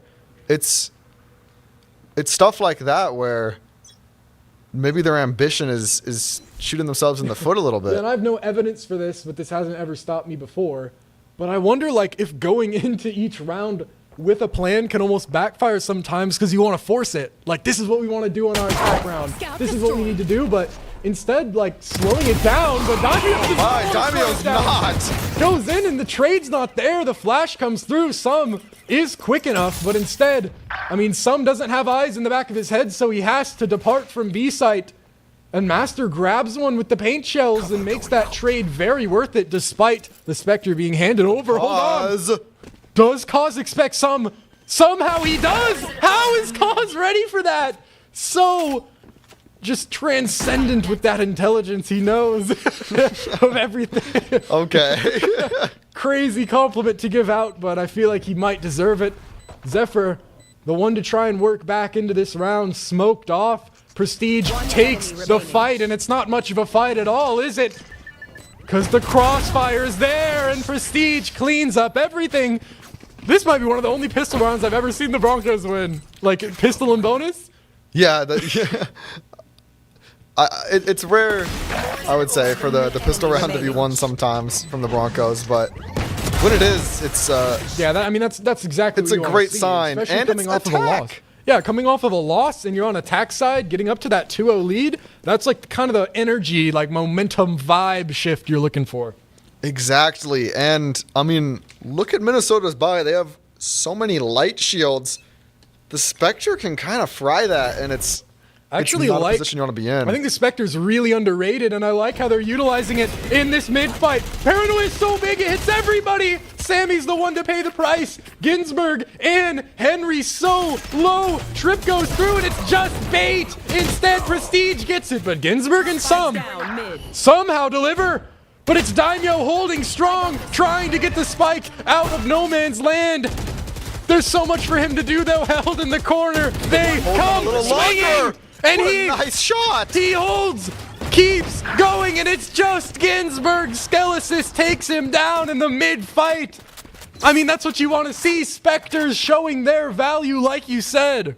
Yeah, but like Daimo brought that round back. That kill is insane. That kill, Zephyr was full health. Well, he had light shield though, so he got killed. Yeah, headshot. Well, that's actually, yeah, I mean, headshot double if anyone body. doesn't know the real, people who play Valorant might know the exact numbers. It's 78 headshot, and then, well, I mean, I just know headshot 2 bodies is 130, and the break point for light shield is 125, heavy shield's 150, so that 130, if you're on light shield, that's I mean, one bullet is a crazy difference in a game like Valorant. And another player died because the paint shells chipped them down enough to die to a chest shot from the Spectre. That round really did come down to them having light shields, which and is crazy. It might be going for kind of the reverse of what I was talking about, but Split is just a notoriously one-sided map of whichever team's better, like kind of able to just understand how the game is going and play around it. Like, if you see a 10-2 half and you don't know what map it is, like 58% of the time it's probably Split. Like, yeah, it's Split or Breeze, I would say. Oh, for sure, but Breeze has been in the trenches forever. I don't even know if we're ever going to see Breeze again in PEC, but maybe someday. Right now, Split holds the mantle, though. And again, like, the weapons are just not there for the Golden Gophers here. Out comes that flash, but no information's given. Daimo's trying to spray out the Cypher cam. One thing I noticed the Golden Gophers do, Henry hits like really aggressive far out smokes that get a lot of control of space, but I mean, they did that and they got mid, but they just kind of gave it up, and now things are a lot more sketchy. They're going to have to fight for mid again, even though they had it earlier in the round. Trip gets caught. That's really valuable. And now it gets taken down. Skelesis uses the mines. So 2 abilities for 1, but when it's a trip, you know, you might need that for later. And the rest of the players are starting to scale up A into Zephyr, who's holding strong. It looks like only a Sheriff in his hand. Here comes the tail drone, but it doesn't quite see it. Minnesota regain control of Heaven here. Or retain. Yeah, and with full control of site, the Broncos are going to plant 4 Heaven, I believe. Interesting. Unpunished is Skelesis. And that vent player. Oh my goodness. It could be so big from Daimo. They don't know. They don't know about Daimo. Up he goes. But the wall is almost kind of cutting him off, but it's actually so big. Peeking now into 3. Don't get fooled, Daimo. What you want is down there. How does he hit that one? Of all the kills, he gets that one, but the rest of the team is flooding. Cause gets his. Hold strong. Him and Master backside operating as a duo, and Prestige is the 3rd. And he gets both up now. A commanding lead from Boise State. And how is that the 1 kill Daimo got? Was like, I'm just gonna flick over here for like a quarter of a second. And like, not the guy he was aiming at. Like, what's going on? Enemy remaining. Okay, can I hit you with a theory? Let's hear. We know Daimo loves to flank. Okay. But flanking on Initiator is kind of troll, right? So I saw him throw some interesting flashes just to use all his utilities, so his team has no reason to. Yeah, it's interesting. Like, it's interesting that you say that, because it's kind of what we. Ooh. Oh, yeah, the playstyle thing. Yeah, the playstyle thing, because like maybe you would be better suited to just have Daimo on the smokes if he was gonna play like that anyway. It's like a little weird. I mean, it's working. So it is working. Oh, no, I have no complaints. Samuel almost got caught. Henry's smoke didn't quite cover everything, but of course, with the sprint activated, it's pretty hard to hit that. Out go the Seekers and all the utility. They're going to have to win the fights, though. Daimo has come out. Showstopper committed. Daimo cleans up. Good flinch. Oh, my. So hard to hit those vertical shots, and he makes it look like child's play. Daimo, 9 now for him. But it's only a 3v2, and Zephyr still has the operator, and all the players are stacked so closely. This could be really good or really bad, depending on how the fights go down. Zephyr's scared to peek out. Oh no! Ginsburg reads it perfectly! Catches Prestige in a common pre-fire, and now Both of them are caught. Backside, Ginsburg holding the tap, waiting to do it. Hits the eye. It has to be shot, but they don't know that Master is here. Somehow Ginsburg isolates the fight, though. Ginsburg holding strong, gets everything. And the time is there. Minnesota get there first. That, like you said, the common pre-fire. What really enabled that, though, was a slightly imprecise smoke placement, because sometimes you just throw down the smoke because it's the middle of the round, like you have to get it down. But it was off by like maybe 10 pixels, and it allowed them to swing through and pre-fire without exposing their body. That's insane. Yeah, like the margin of error is just so small insane against these teams. Oh, man, and that's what we're talking about. When it comes down to those mid-rounds, Minnesota might be the only team I might trust more than Boise State. That is such a small thing to notice. Ginsburg has been, like, just a force to be reckoned with this today, man. Playing so well, and once again, Zephyr starts the round off with a freebie. Takes it down, and no way, another sum catches Daimo trying to get a little too creative, and things have started to fall apart. Cause now getting ran down, can't fight everything himself. Sammy gets it, and if you'll notice, Boise State, they went away from what was working. Yeah, they're trying to get active. And I think... no, in the middle of the open, Prestige, be careful, feet are showing, and some will notice that. Flawless. Minnesota's starting to get some momentum, and we didn't have, well, I mean, we can keep talking about what we were talking about. I mean, to me, you would notice those 4 rounds in a row that they'd won, it was chill. It was, we're going to sit here, wait for mistakes, and that round, in 10 seconds, someone got caught by an op and someone died to a trip mid. Yeah, the thing they were waiting for was omen smokes, because Minnesota has kind of been sloppily throwing them out, and then that lets you hit the site for free because there's no omen smoke. But you're not going to smoke off mid if you have an op. You can't wait for it. You have to do something. And the op doesn't go away if you wait. So I think that's where the tempo change came from. Yeah, the op is, dude, getting those 2 kills, it changes like the whole way, because you have to respect it now. There's no more dry peeking. You can't be haphazard. You have to be so prestigious. And Master wants everything, so much utility committed to keep him at bay. The Nightfall tags him, but it's only really him, and I think that might have been a waste to me. I don't know. Yeah, that's not a lot of information. Nightfall, but that is actually great for Boise State now, as they don't have to worry about it in the future. Instead, going towards B, Prowler, Scout, Skelesis, but this is what I like to see a little bit more. Tempo changed back to where it was before here. Yeah, you'll notice the Broncos can't really explode on the site, though. Master's out of utility, which is always a bad thing if your duelist cannot enter by traditional means. Yeah, it's gonna have to be a weird round, and it's just so tough. Cause only really has so much space he can possibly get with Zephyr holding over there. You can't get too creative because you risk just getting instantly taken down, and the rest of the team is coming through now. 25 seconds, but they're still gonna have to contend. Whoa. I mean, I thought with Henry, but now only Zephyr is going to be the one to hold, and they're going to walk out right into it. Master taken down, but that gives them a window of opportunity to push. But Sammy holds strong. 10 seconds. Prestige. What an important kill. Can they get out backside? Bladestorm. Backside 4 seconds. Cause can't get to the side. Some hold strong towards heaven. And Minnesota now 3 straight. They're evening it back up here. And that was almost exactly what I was talking about with Master not having his satchels. Usually you can just, satchel past, get some space, but because... Especially onto an op, like as soon as that first shot goes through. You have like a 3-second window to run in, and you can't clear that unless if you have the satchels up. And so the Nightfall... Zephyr has 3 kills, but I would say literally all of them were potentially round winning.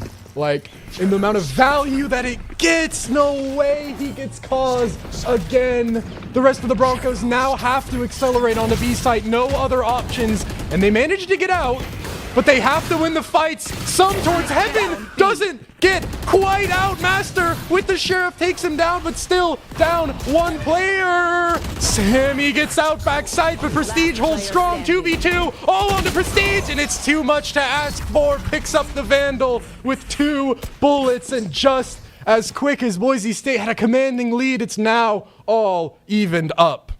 And here is a timeout coming in from the Broncos as they try and figure out, how can we approach this op? Yeah, that's the question for sure. And they have fortunately drafted a comp that has 2 characters that can deal with it. You have a Sky, you pop the Trailblazer or the Guiding Light. That can deal with an op. Or Teo salvos and his drone. They have options. It's just a matter of how they execute it while still remaining enough utility to then hit the site afterwards. I think it's just a really good adaptation from Minnesota, because if you think about it, it's like Boise State, they're playing for mistakes. They're playing for those pushes that come out too early. They're playing for people peeking farther than they should have. And the one way to make sure that you're not doing that is if you have an op, you won't be doing that. Like, you're content to literally sit and look down your scope for like a minute and a half. And I think just Minnesota, like, it's almost making them play better just having the op on their team. Yeah, and it makes the Broncos have to adapt, because what are they going to do? Just stare at paint dry, basically? Yeah, it's like they the have op's to not do going something. anywhere, bro. Like, it's gonna be there in 30 seconds. Yeah, it's that single adaptation changes Boise State's win condition into Minnesota's. And so now the Broncos are left trying to figure out what to do, and that timeout might have been enough. Trailblazer. Wow. This is such a gamble from the Golden Gophers. Everyone's mid, and the Trailblazer just spots that out, and instead they leave it on to Henry. Back sight. Sammy is having to try and contend with this. Good flash, buys Master some space. And this fight could actually be kind of sketchy now. A crossfire has assembled. But still, the Broncos aren't out. I mean, they had their window, but they want a fight. They want to find something, but Sammy... Oh my goodness. Master, you are playing with your life up here. Just dodges, getting punished by all that utility, but things have only gotten more awkward as this round has gone on here. And with the utility traded, it's going to start coming down to Zephyr's going to gunfights. peek this. Zephyr's ahead of it so quick and just catches Daimo. Paranoia's big. Sammy gets taken down and Cause can't trade. The flash is in position. 40 seconds left and they've got to go somewhere else. Maybe Skelesis could be the key to this win. Crept up mid. They're going to have to play through him if they can. Time is ticking. Cause, can you get anything, Sammy? That jump spot, you're not going to hit that. I'm sorry. And Skelesis has his chance, but he's being watched, and Sammy's so ready for it. Swings through, gets another. Cause can't quite clutch this one. Something that's kind of interesting is the Broncos, they hit the timeout, and Minnesota's gamble stacking mid. They're like, well, they just hit a timeout. Surely they have some like crazy strategy. And then the Broncos hit the most like normal split setup ever. That looked like Minnesota hit the timeout. I'm not even gonna lie, because the Broncos, they had all the space they wanted, but they waited so long that Minnesota literally had time to talk about like, hey, I'm a peek, and then after that you should paranoia and I'm a slide in. They literally had time to say all that. And with that early smoke, it's gonna make Cause's lurk so much harder to find any value. Prestige looking for the paranoia off the drone, but no information was given. And this is one of those rounds that literally just whichever team uses the util better is probably going to win this one. That paranoia lineup, it could have hit 3. The fight is ready. It's going to be a 4v4. Actually, Skelesis leaving might make it a 3v0. Boise State, I think, heard the op, and yeah, they definitely don't want to get too careless here. Yeah, it seems like the op is enough to deter them. Out comes the Seekers. That catches 3? That catches all 3 mid. Ooh, and Daimo takes the window to creep up. There's no way they expect him in this corner, but can he get any value? Boise State finally get it open.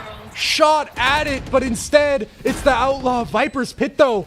It offers so much space. Master and Prestige creeping in, expanding their territory into every crevice of this Viper's Pit, but they're all coming from CT. Skelesis is going to need to go big from this backside position. And he needs just 1 kill to get the annihilation. But it's not going to be that much time for him. Skelesis, good peek, gets one as well as Cause, upgrades the gun, takes down the players dropping in, but 2v2 somehow calm down. Ginsburg is always good to deliver Prestige. Fake TP shot through the smoke, out Prestige goes! Oh my! And what a flick! Beautiful shot. That's got to be the unbottled play of the game. Because, I mean, like yes, on a that thrifty is. like that, I mean, it has to be. That was your unbottled play of the game, brought to you by Dairy West. The local dairy farmers and the dairy protein they produce, thanks to them, Boise State Esports is able to continue having such beautiful games. Just go to unbottled.com right now and refuel. Do it, bro. I mean, come on, man. Sadly, though, Operator is still in the hands of Zephyr, and he wants Cause again. For a third time, they're looking for Cause. And the Armageddon doesn't even find anything. They're past it. They don't even need to fight it, but Cause gets Henry, and Zephyr falls off, actually, is the one who doesn't want to fight it, but instead it's going to be a clash towards mid. In they go. Sammy and Sam, but it drops. The fast lane drops, leaving them by themselves in the open. Ginsburg holding in the smoke, and they might just run in. Hold on, they just run. Ginsburg down. And that's another counter to the Operator. You don't want to fight it, just, I mean, what can Zephyr do, man? What can Zephyr do now? Yeah, realistically, what are you going to do? Retake with an op? No. Just save is probably what's going to happen, because all of the rifles in Zephyr's head are contested. Yeah, there's no, I mean, it sucks to save when there's like one round left, but you know, it's just such an unwinnable round for Zephyr. I don't necessarily blame him, but Boise State, they were the ones finally able to win that mid battle, and they won it decisively. It seems like that's kind of how I see a lot of these rounds going. They're either 1v1s at the end of the round or like big util clashes and one team just comes way out ahead. Like this round, that fast lane dropped and just it led the Gophers astray. Yeah, and they now might get this up. Oh. If Daimo wants to peek this, he has a chance, but yeah, the money's not great enough to be risking anything like that. And I would say something that can definitely shake up that mid fight for the Broncos is the showstopper, because you're like you just said, the space is so important, and all Master has to do is just press the X key, and then it's kind of theirs. It almost might be a Valorant disservice that we haven't mentioned. Winning on attack is pretty crazy on this map, man. Yeah, going even is considered like... If I'm in rank and we go even, I'm like, this one's a win. Let's go. Yeah. But of course, it might be a little different here, but I don't think the Broncos will be upset about how they've played this half so far. No, I mean, 6-6 is such a different look from what's been seen, and they can still make it 7. Zephyr has changed position now. Instead of A side, he's gone over to B, and he's gotten a lot of space. That's a really, really powerful angle. B, I mean, and it allows the Golden Gophers to play so much different because they know that B main isn't being contested. They can send players like Sammy to get creative towards this A site, but both teams are biding their time. Sum and Cause both notice each other on the jump spot, and Sammy actually creeps that flash. Doesn't get detected, and that could be a really, really good position for him. But look at all this space over here that the Broncos have. And no op to contend with. Yeah, no op, but surely Minnesota just knows by the process of elimination what's happening. And well, I mean, they've seen Cause. 30 seconds left. But I'm talking about the rest of the players at this point. Out comes this very fast execute showstopper. Some really find.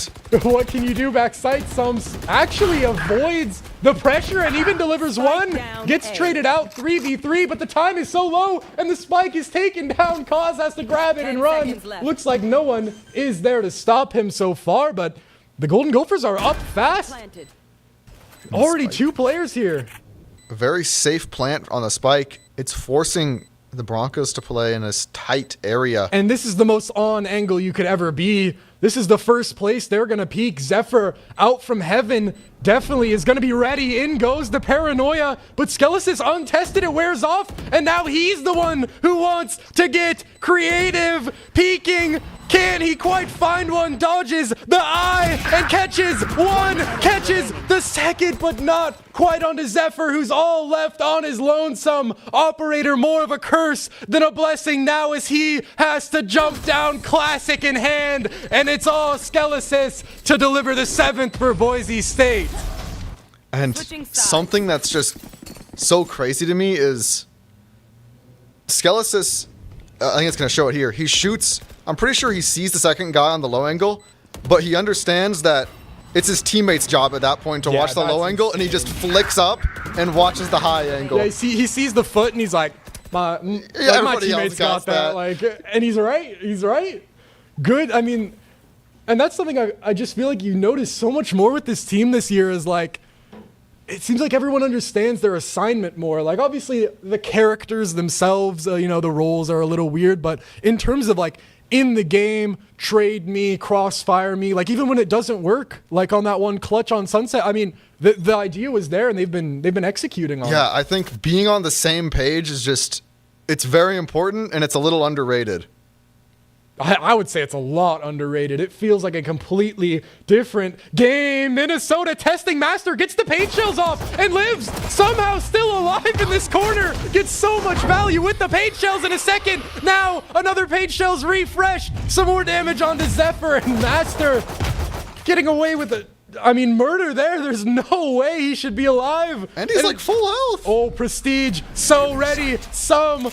What can you do? But Prestige respects it. A really nice conscious play there, not giving away any kills that shouldn't be given, especially up this many players. But Master is going to be tested again up mid. Still, oh no, the timing is so unlucky. Up mid, Zephyr's made it all the way. Zephyr's made it all the way. Gets another for his troubles, but he's going to be flanked in a second if he can't deliver on more.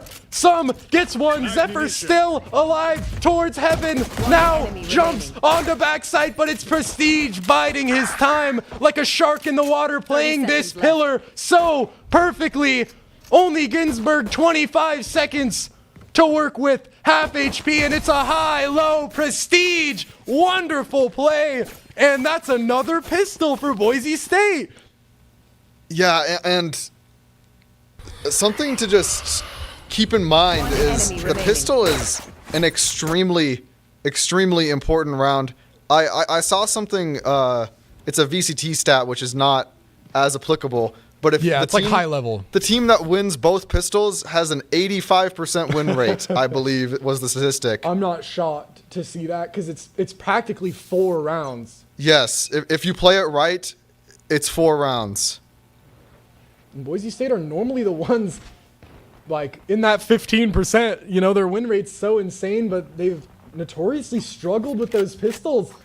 But getting those locked in on top of the team play we already noticed, but they give so much space. I mean, Minnesota, they've got classics, but now they're on site, and that's tough to deal with regardless of what weapons they have. Sammy dodges the drone for a second, but the support is here. This might be way more than the Broncos expect, and Henry wants the smoke. He's going in with the classic trust. The right click this time doesn't work. Skelesis delivers, and now the site's open. Prestige smokes it off, and the rest of the Broncos clean up now and get the round that they should. Yeah, that's the strength of the pistol round, and then the free one that comes after, and it almost looks like a different team, I would say, with the way the pistol's being won. And I don't know if this is the case, but having a talent pool of 10, you get to the point where you can just have the 5 sub players have your main roster practice pistol rounds just as much as you want. I don't know if that's being done, but that is something you can do. I wouldn't be surprised if that was the case. And look at Prestige, man. 14-7, 2.0 KDA. Jeez, and that's showing what we're talking up. About one of the hardest workers, just wants any opportunity he can get, and oh man, he's delivering on an intense match.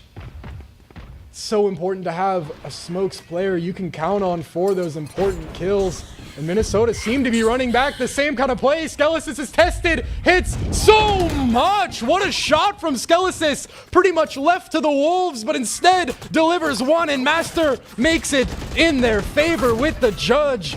And I don't think Minnesota can push into this. I mean, surely no way. Ginsburg through the smoke. It's another. How has this happened? Ginsburg just clears both the Heaven players out, and now the Broncos are reeling. Just like that, it's switched. But still, they don't necessarily trust that the site is open here. And Prestige, such a tricky position that he's in. Minnesota is wise, though, as they go into mid. Man, Daimo could be so important He's here. good for 1 or 2 if he just gets a little lucky. Is he ready for it? Ginsburg eliminated and now wants to regroup with his teammate. Probably the right decision. Even things up. That is important.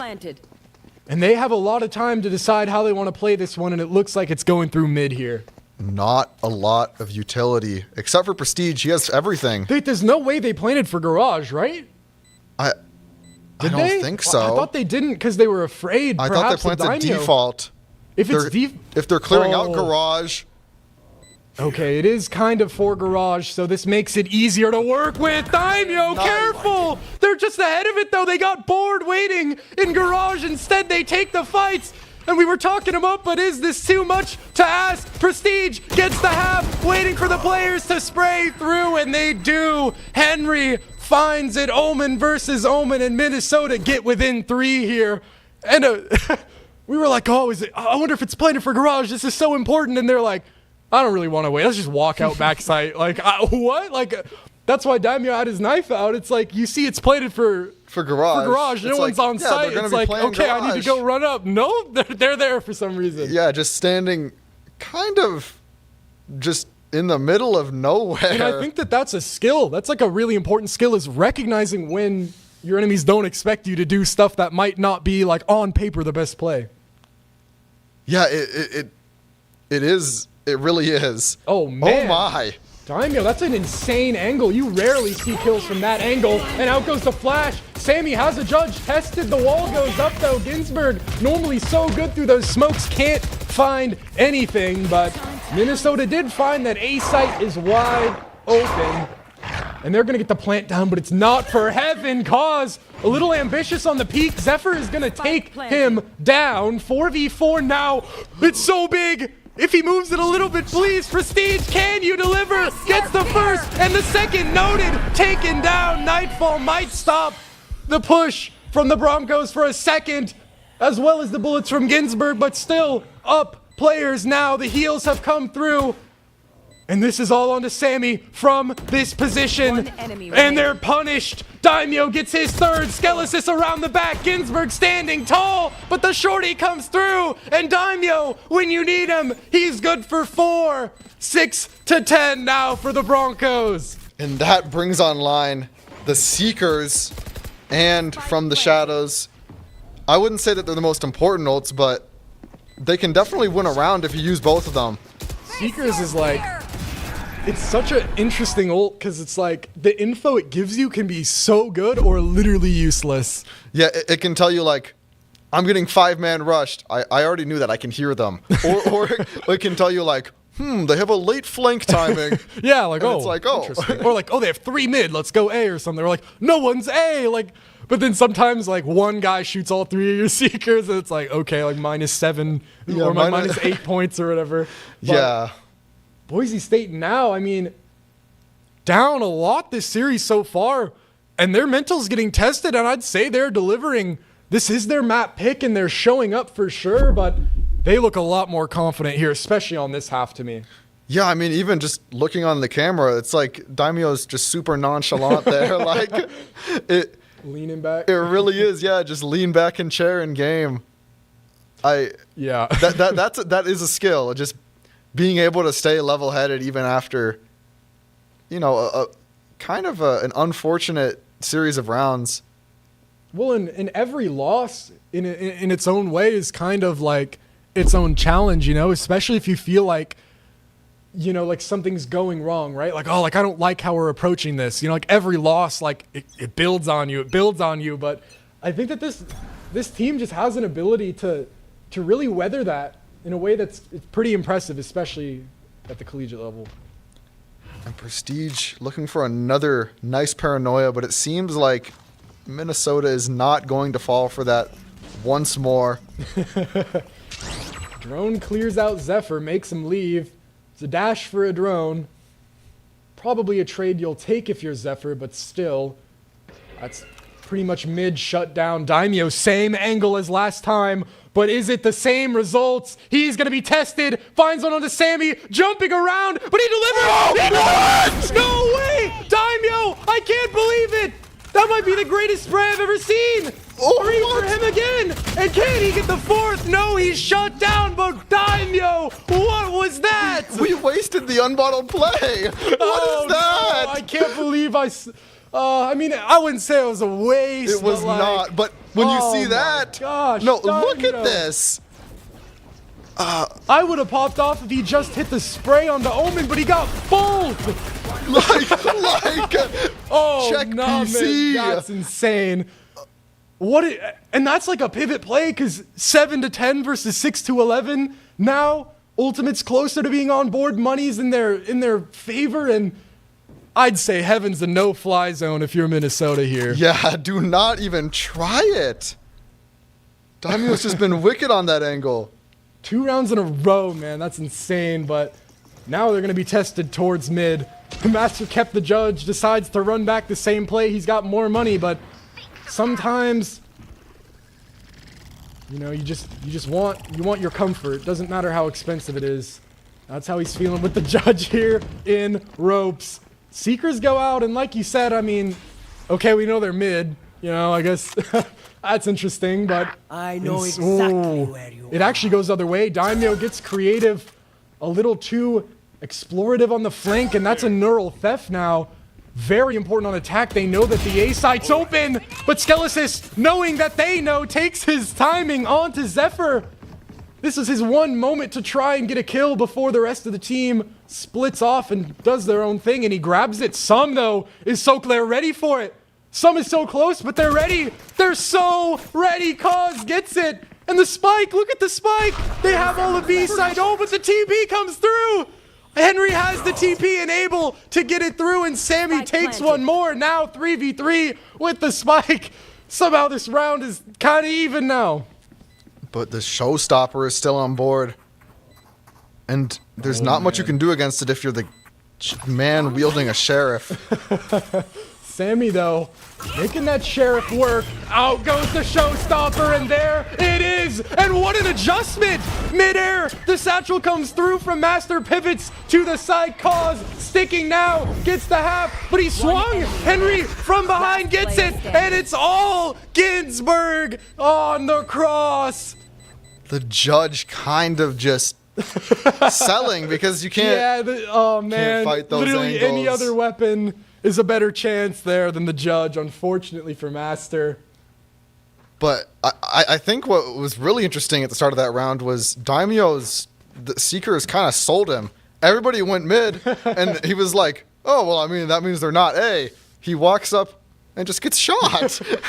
And he gives the neural theft, too, which yes. let them do the pivot. But that's still 2 ultimates used for that round. It's not cheap. And the Broncos do still have funds in their bank accounts. Definitely in their favor. And going light shield is not the brightest idea against so many mollies that Boise State has. It's going to make it a bit harder. Out comes the Blade Storm. I mean, pretty much just an economy stimulant on this round. Buying it instead of a rifle. And Prestige would be the one to face it. Gotta be careful on those peaks. I know that Zephyr is fast, but Prestige sees it and now gives it the respect it deserves. Zephyr almost gets the look he wants, but it's going to be a classic default here. And as space is being made from Minnesota, they're trying to figure out, is A-Site the weak side? They're walking in. They're not seeing Daimo Heaven. Oh, Master, he ran it back with the judge, and it could be so big here. The first delivered one bullet, but he falls back, gets the paint shells out, and he buys himself time for a reload. 30 seconds left. They don't quite face him, but Daimo backside as well. Flash comes through, holding. He can't quite get the first, but he lives for a second chance. Gets the first, swings, can't get the second shot, needs to reposition, but it's all a little too slow. Henry finds him. Zephyr gets the plant down, and Master has somehow crept out into a very nice position. The judge comes through, but hold on. It's 1v1s here for Zephyr for a minute, but Prestige spotting the barrel takes him down. 12 for Boise State. Master just always buying that judge. It pays off. It paid off. Last round we were making fun of him, and this round it wins him the round. It's actually just the gambler's fallacy. And sometimes you win, man. It'll keep you buying the judge. He's one spin away from a 3K. And yeah, that was really sketchy again. It was one of those rounds that came down to a 1v1, but you'll take it for sure. And now a similar situation for Minnesota that we had seen last map for the Broncos, but they haven't quite won as many of these attack rounds. Yeah, and looking at just the economy, it seems like Boise State is favored to win this round. Oh, and they want to win now. They don't want to wait 4 through mid. It's going to scare him into the loving arms. The Prestige backside dodges the utility, gets the smoke, but he's ran down. Sammy's too quick with the overdrive out and repositions, almost gets another, but Skelesis adapts and adjusts. 2 now for Master on the swing, and it's all on to some. 1 versus 4. His chance. But I mean, what can you do? 1 minute left, and Boise State holds strong on B site. And the Viper's Pit could be committed here, just making it an absolutely... I almost don't even think you should, because I think like that might give him room to work with. Like I could see that. Those ones. I think as soon as he pops up, makes a noise. There you go. Now everyone knows where he is. Rifle can't even be gained, and now Daimo moves in on the flank. But hold on, it's being watched through the smoke. Daimo delivers once again, and we're all evened up back at 1-1. We are moving on to the final map of the series, Corrode. Oh, Corrode, man. Still, I mean, I think it's the perfect map in a game like this, a weird one where no one really knows what to expect. Why not take it to Corrode? And Daimo, 20 again, I think. He had 20 last map. I believe so. And some of those were flashy kills, like that Heaven play. Jeez. Like, that's all you can really say. There's no words to describe it. I mean, they're the kind of like, those are like map game-winning plays. Yes. Like, when you get stuff that you're not expected to that degree, I'm not surprised we're going again here. Similar kind of situation to Utah, isn't it? It very much is, and it ended on Corrode. But something that's different is the Broncos no longer have the Waylay player playing, and that's that's a crucial part of the Corrode comp. So we're gonna. I don't know if I've seen Prestige play on this map yet. Have you? Yeah, I haven't either. So it's gonna be a different look for sure. I'm excited to see what's been cooked up though. Absolutely, and I mean, it might just be like recency bias, but like I definitely do feel like the team that won most recently is the one that kind of has the advantage going on to the next map. Yeah, I think that is a fair thing to say. And another fair thing to say is thank you to ICCU for their continued support of Boise State Esports. Thanks to ICCU, Boise State Esports has won multiple national championships and piled up more than 1,500 wins. ICCU, looking after your daily balance. Visit ICCU.com. Oh, and another special shout out. These are so cool. I'm sorry. I Cards, love these. All your favorite Boise State esports players have been immortalized in a very limited series of trading cards by Onnit. Packs have 14 cards each, and you can get yours if you're one of the first 50 people in the door at our highlighted home game on November 4th. 12th, or 20th. It's the only way to get these one-of-a-kind collector's packs. Tons of specials, ultra rares, and signature cards. Don't miss your chance.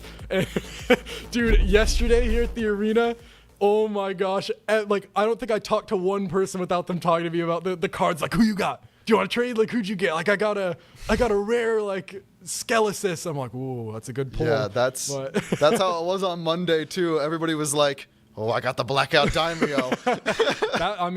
I'd hang that up on my wall with how he's playing this series for sure. But oh, definitely. Corrode, man, I think it's definitely an interesting one, and like you said, it favors like a strange kind of style, but I think it'll be good with how I've seen the Viper being utilized by the Broncos so far. I think. Yeah, it really does favor the comp that we've been seeing the Broncos play, the double controller, double initiator, because you want to be slow, get that space, and then all of a sudden just explode onto sight and hope you win the round. It literally just sounds like you described every round that we've seen so far today. So I actually do really like that the Broncos are also attack-sided first since they're looking to win. Like, I think they've been winning heavier kind of on that side for certain, so they'll be able to kind of run up the score. But don't go anywhere. That'll be happening all very soon after a quick little break. Let me show you what I got. With the Dairy West Fueling Station, we really wanted to create a place that our players could come and be fueled and hydrated in a healthy way, fuel their minds, fuel their bodies, so they can compete at the highest level. Dairy West has really allowed us to do that, and we're excited to see what this space turns into. This is only phase one. There's many iterations to come. It's truly unique in college esports, and we're excited to see how that continues to evolve. We're really thankful for Dairy West's support and look forward to continue working with them. Let me show you what I got.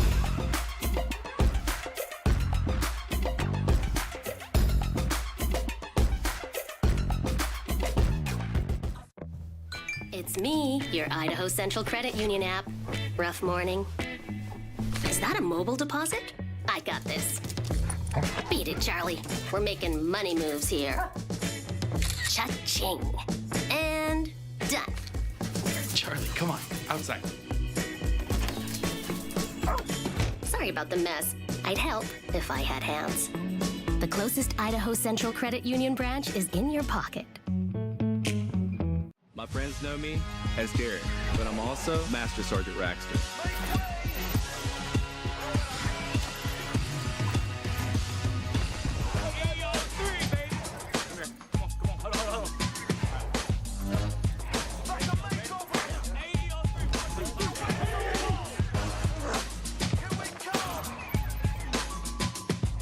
This is my life in the Air National Guard.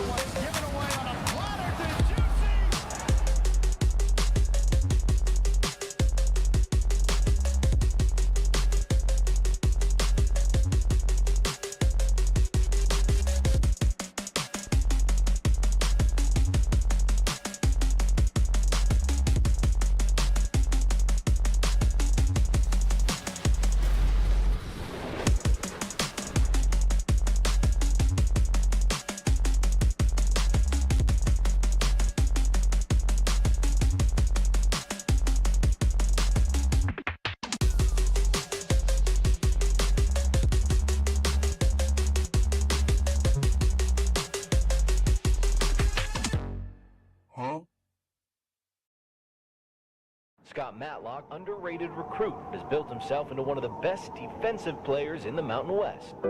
What would you do if you couldn't fail? Would you see every setback as a catalyst to keep going? This is the innovator's mindset, because innovation demands daring.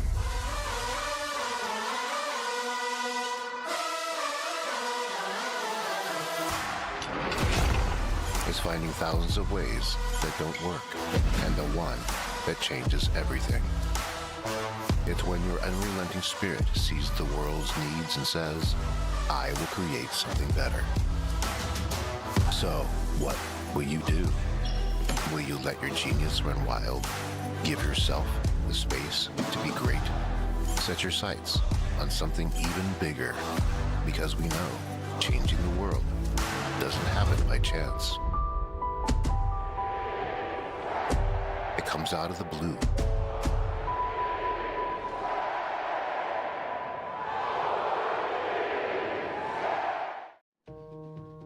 Home is where you hang your hat, snuggle up, hide out. Home is when you're with the ones you love. It isn't just a place, it's a state of mind. At Idaho Central Credit Union, our home is Idaho. We grew up here, and we're proud to help more Idahoans with their home loan than any other financial institution. Idaho Central Credit Union. We believe home is where you make it.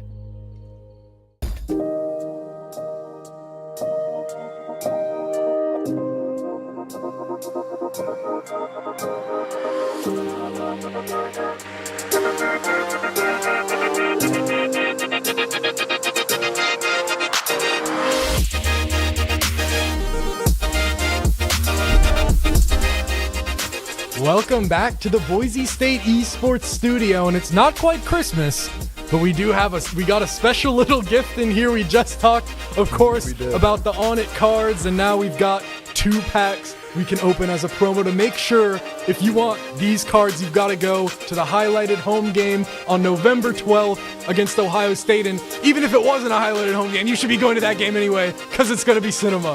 Yeah, the Ohio State one. In order to really sell it, we've got some packs here right now. So I guess I can go first here. All right. It's an interesting kind of setup. I've heard they're quite durable on the packing here. I don't know who I'm looking to find. It's got to be like a hollow Daimo or something. I kind of want to find myself, of course. You know, just like, that's just how it is. But let's check out what we got here. So hopefully this can be seen decently well on camera. But we've got, okay, there's Wyatt. There's okay, Core Eye, a good card. Ooh, that's a good one. Yada's the GOAT. There's Prestige. Prestige, of course. Ooh, Clear. Jonathan, Tyler, a good card. Coach K, a good pull, of course. Buchanan, Cannon Miller, another Yada. And looks like we got the hollow Eric. Tough card. We've got Travis, Colin, another Core Eye, different photo, and Preston. So good pack. Trying to go relatively quickly, but you can do yours now. Here, I'll open up these ones real quick. Zach is, of course, going to mog me here. I only know the Valorant players and the League players' names, so it might be a horrible look for me. Oh, yeah. All good, man. You haven't opened any packs yet, man. This is your first one. Yeah, I'm a noob here. Christmas noob, maybe. Let's see it. Get this pack open. Oh, my. As we start here, we have the just top card here, and of course, we have Peter. Oh, my God. Wait, just the Valorant roster. Griffin. Cause. Okay. And then, of course, we have Gabriel here. Sorry, I'm trying to show it to the camera. Little glare, but Preston right here. Okay. I love the designs. Like all the cards are so cool. Of course, we have Carter. Lyric. Teammate. Coach K. Okay. Mythic Pole here. Levi, captain of the league team. Nice. And then we have Mountain West champions. That's a good picture. I like that photo. And this right here, of course, a hollow Core Eye. No way! That is worth its weight in gold. I don't think I've seen one of those yet. No, that's so good. Production is telling me you gotta hide that one. Someone's gonna mug you. I'll have to walk Colin. Paddock, the mid laner for League of Legends. Nice. Austin. Prestige.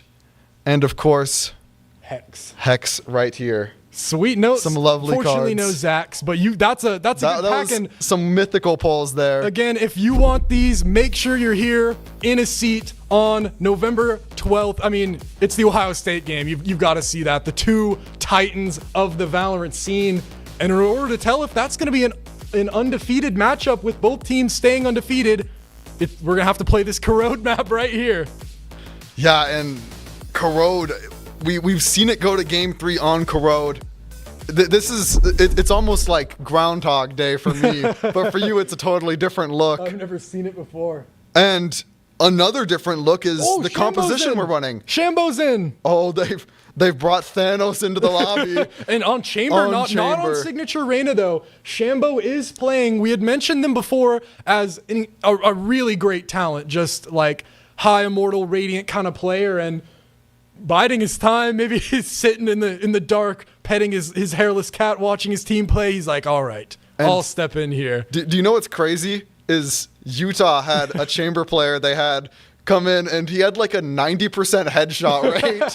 it was like crazy. Apparently Chamber specialist is a genuine position, and I mean that's a decent gamble because Zephyr was playing pretty well, you know, so it's but they definitely saw a the different efficiency look. of the op. For sure. Oh yeah. They brought out Mr. Op. So the Chamber is the op player. Very different compositions here from these teams. I mean, not super different, but definitely different to see the Yoru for sure versus a Chamber. I think it kind of allows you to move a lot differently on the map. Yeah, and Yoru can also play the op very well, except instead of playing the op on one angle, you're playing it on two, just a little bit more riskily. Just slightly worse. But it all comes down to this. Match point on to Corrode. Boise State versus Minnesota. First one went the way of the Golden Gophers, but then the second quickly corrected towards the Broncos' favor. But now, can Minnesota take down the undefeated Titans and prove that their record was just a fugazi? A fugazi. Or will their performance kind of be lost to PEC time deep in the history books as the Broncos continue on rolling? And it really does come down to Corrode. This map, as a Viper enjoyer, is cinema because look at the walls. They're cutting up half the map. The rounds are going to be so slow, and then it's going to be just an aim duel. And if you asked me after map 1, I would have said, oh, that's what Minnesota wants. But it's what the after Broncos what Daimo was hitting in game 2, I don't know if that's what they want anymore. But it is what Shambo wants. Taking that early peek with the Chamber, he's going to have to contend with Cause, an early 1v1 in this game, and Cause wins it. Welcome to the server, Shambo. First kill given over, and now things kind of stabilize towards mid here. Definitely not the most welcoming invitation. And the Broncos, with their player advantage, are looking to just funnel into B-side. Some almost gets it, but now Skelesis just turns on the jet, sprints in backside, knowing Sum's not going to peek that. Surely not. Prowler even clearing further, but he dodges it. Some dodges it behind the box, and but it's still matter. Adjusted for. How does Master clutch up that fast? 5v3 now. Minnesota's gotten onto site. Hold on. Ginsburg and... oh, actually just taken down so quickly. Henry as well. Prestige finds it, and all Sammy can do is walk out of the smoke.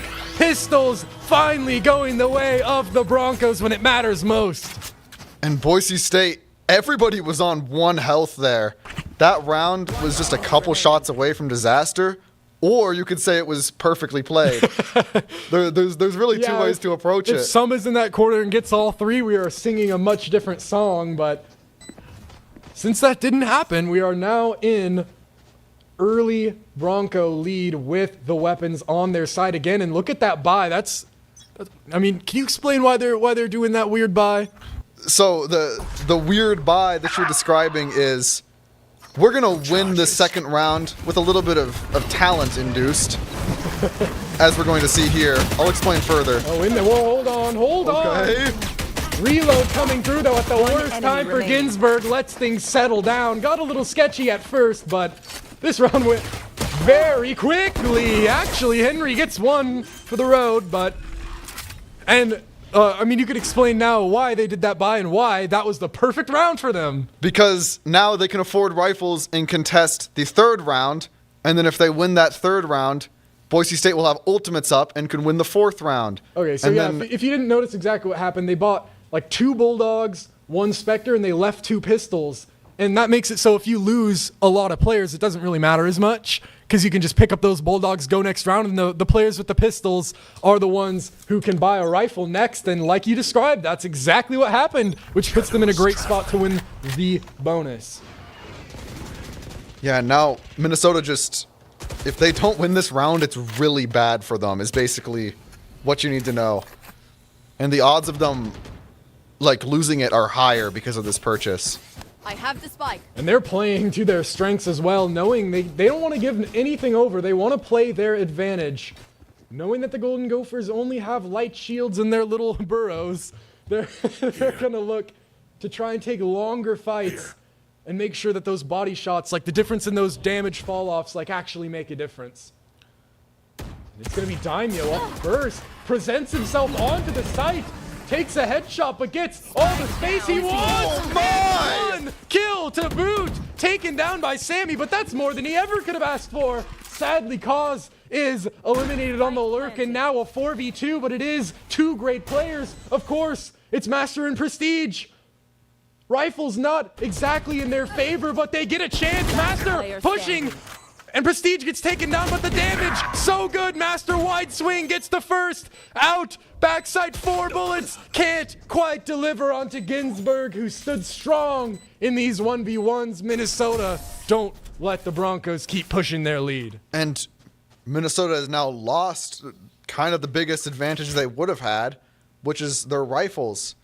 They only were able to save 2 rifles coming into this next round, so they're on a half buy. The Broncos are on a full buy, and Dimensional Drift is coming up. Oh man, that, one orb and a Dimensional Drift could be like that. That is like a round just right there. That's insane to have it this early. Master looked like he'd been playing. Well, not even necessarily. He's 4-3. He hasn't even gotten an orb, and still his ult is almost up. Yeah, it's what happens when you just buy rifles and funnel them to one person. And actually, another thing to note is I didn't know who was going to fill in that spot. Normally, when Skies is here, he's the one who's doing all that dashing onto site. And instead, I mean, they've taken over that gap in like playstyle quite easily, and it looks like they haven't really missed a beat. Just kind of speaks to how deep this team is and how talented all of these players are and the adaptations they can make when they know that they need to make them. Yeah, being able to just have like 4 players that can flex positions is really good. Dimensional Drift coming out. This is so good. It spots 1 and actually gets the second. This guy might be chopped chicken if he doesn't get his gun out. Shambo, careful. Instead, he lives a little longer, and it's actually Daimo that gets caught. Sammy gets it into the smoke. Ginsburg, so good with those sprays. Skelesis, though, maybe even better. 2 back his way. Sammy trying to save it, instead makes it worse. Goes to the smoke, and the rest of the team is here. Maybe Boise State could slow it down if they want, but they don't want to. In they go. Pincer coming through. Henry standing tall though. Snakebite being stood in. Tanked by Prestige. And Skelesis around the back makes it happen. And they get up to 1-3, and money is bad now for the Golden Gophers. The Gophers, they opted for the half buy, which means they can't buy this round. Or it's like sketchy. It's going to be like another half buy. Oh yeah, 2 players with 1,800 and 2 players with enough to full buy. A classic blunder. Just like when you got so many things to think about, sometimes you don't even necessarily think about that, even though it's very important. And now that's like a disadvantage you don't even need to be at, that you just kind of almost found yourself in. Yeah, it's the whole being on the same page idea. Because if everybody has 1,000 credits, it's like, whatever. We're just going to yeah, just buy frenzies or classics and just try and get some kills. But if half your team has it, then it's like, what do we do?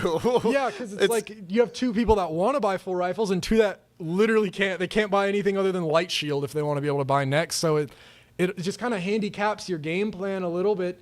And that's exactly what you want to see if you are the Broncos.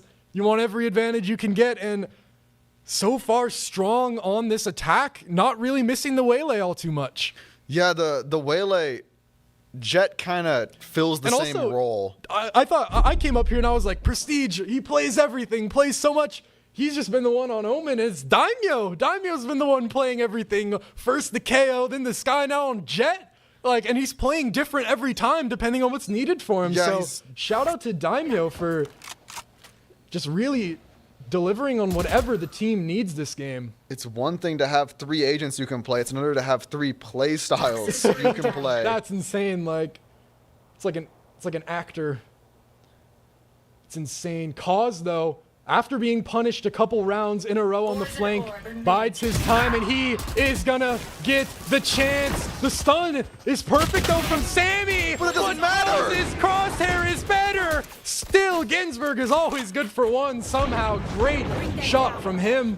But a trade now leaves the A side open, and Cause once again did nothing and had the round delivered to him. Yeah, and look at Daimo just taking every gun away from Minnesota. They're like, wait, where are they all at? I mean, they're going to find him, it looks like, but they are going to have to kill a lot more time waiting for it. And this is a nasty angle. It's not a where you would little be head This is glitch. not where you'd be pre-aiming ahead if you peek this corner. Daimo so ready, and he's Daimo. beautiful today. 2 quick shots to get the Broncos up to 4. Holy cow. And now the Blade Storm is up. Like, Minnesota is buying an op, and they're probably going to have to commit ults as well just to have a chance at this round. I think this is is going to be a really, really important round, because I think that's why they brought Shambo in, is to play that operator chamber. And so if that starts working out really well, then things might get sketchy. But I mean, if they lose this one, no money, and the play that they were expecting didn't even work. But like, if Cause just grabs that ult orb, then they have the Viper Pit, and the op is fully nullified. Oh, this Seeker is so good. It catches Henry in that corner, and now he's stuck. I don't even think you can TP out of this. I mean, not really under too much pressure. Instead, chooses to fake the TP and stay in that corner. But Broncos not testing that mid-smoke, realizing that both these sites are only anchored by one guy, and they know the op is A. Yeah, and knowing where the op is really half the battle. Now they just have to execute the site. But mid-space needs picking first. Daimo, crosshair placement is so good. Ginsburg lets him creep by, though, and Henry, the one to find it instead. Off that, the rest of the team might have to accelerate, as that's a rifle given over now. Instead, they're going to try and double down and wait a little longer, try and get another kill, but time is ticking so low here. And Minnesota's not giving them anything. They even have the Nightfall ready in case the push comes through. Being held in the hand of Ginsburg, waiting for it, out it goes. Stun as well from Sammy, slows things down in 15 seconds. They might not even get out, but instead, it's all onto Shambo because they've pivoted. They've gone to this A side, and it barely clips him. Shorty out! Prestige! He might save the round with that kill. Instead, he can get the plant down, and Henry can't stop it. Prestige, blinded, but still makes a play. Ginsburg takes him down, though. Oh, the trade's not there. Ginsburg lines him up like he's bowling, and Skella says, I don't even think you can get here in time. Instead, wanting to get a little retribution for his teammate, but Ginsburg can't be touched. Instead, Skelesis just saves this rifle, it looks like. It is looking a little destitute here. Manages to live, so that's good. I mean, of course, money for the rest of the team, so they can buy with him. It is a good round to save, but man, I thought that they had that one. When Prestige got that kill full blinded, the round would have gone a completely different way had Cause had his ult up. Oh, yeah. Then he would have been able to just pop down Viper Pit, and Chamber's homeless. Like, he has nowhere to go, man. Like, he has no good weaponry for it. He doesn't have his position anymore. But instead, I mean, they hang on to it, of course. It's better than using it and wasting it, but they're testing the op, and it falls, or Shambo falls for the clone. Daimo updrafting out, gets a decent look, but there are still players towards mid. What a shot! Daimo hits it, and he's gonna have a chance at Shambo. A good flash as well from Master. Trades it back, gets the reset on the Blade Storm. buys himself a little more time to work with as Cause gets his picks. Here. And still, I mean, they're not completely on site. This could be sketchy. Oh no! Some gets it, has a chance, but it's Henry versus Cause, and Cause takes him down. The fight takes place in front of the site. They didn't even make it to the site. It was just a 5v5 in A main. Yeah, just every shot was taken in that courtyard. And just wow, Daimo getting such crucial just opening picks here. Like, he got the first 2 kills of the round. And I think it's interesting to note as well, like, putting this on tape is kind of crazy because, like, knowing that Daimo can do this, I feel like it opens up a lot. Like, knowing he's good for it on, like, literally any character you make him play. Yeah, it really is just a enemy coach's worst nightmare. Can't really counter-strat that. It seems like, once again, the strategy is to try and wait for those mistakes to be given to them. Working so far for the Broncos, up 3, similar to last round, but they want to keep that streak pushing. Shambo has gotten a good amount of space here, but Daimo gets a good shot. Ginsburg, eliminated mid, had been playing that spot so much, and that's a really crucial pick, especially if they go towards the A site, and Shambo actually has to dip. He has to leave as Cause gets another, and they wait, and they bide their time, and it works. Like we said, the mistakes just presented to them, and of course they take full advantage. Shambo never even had a chance to play that round. Yeah, there's nothing he can do.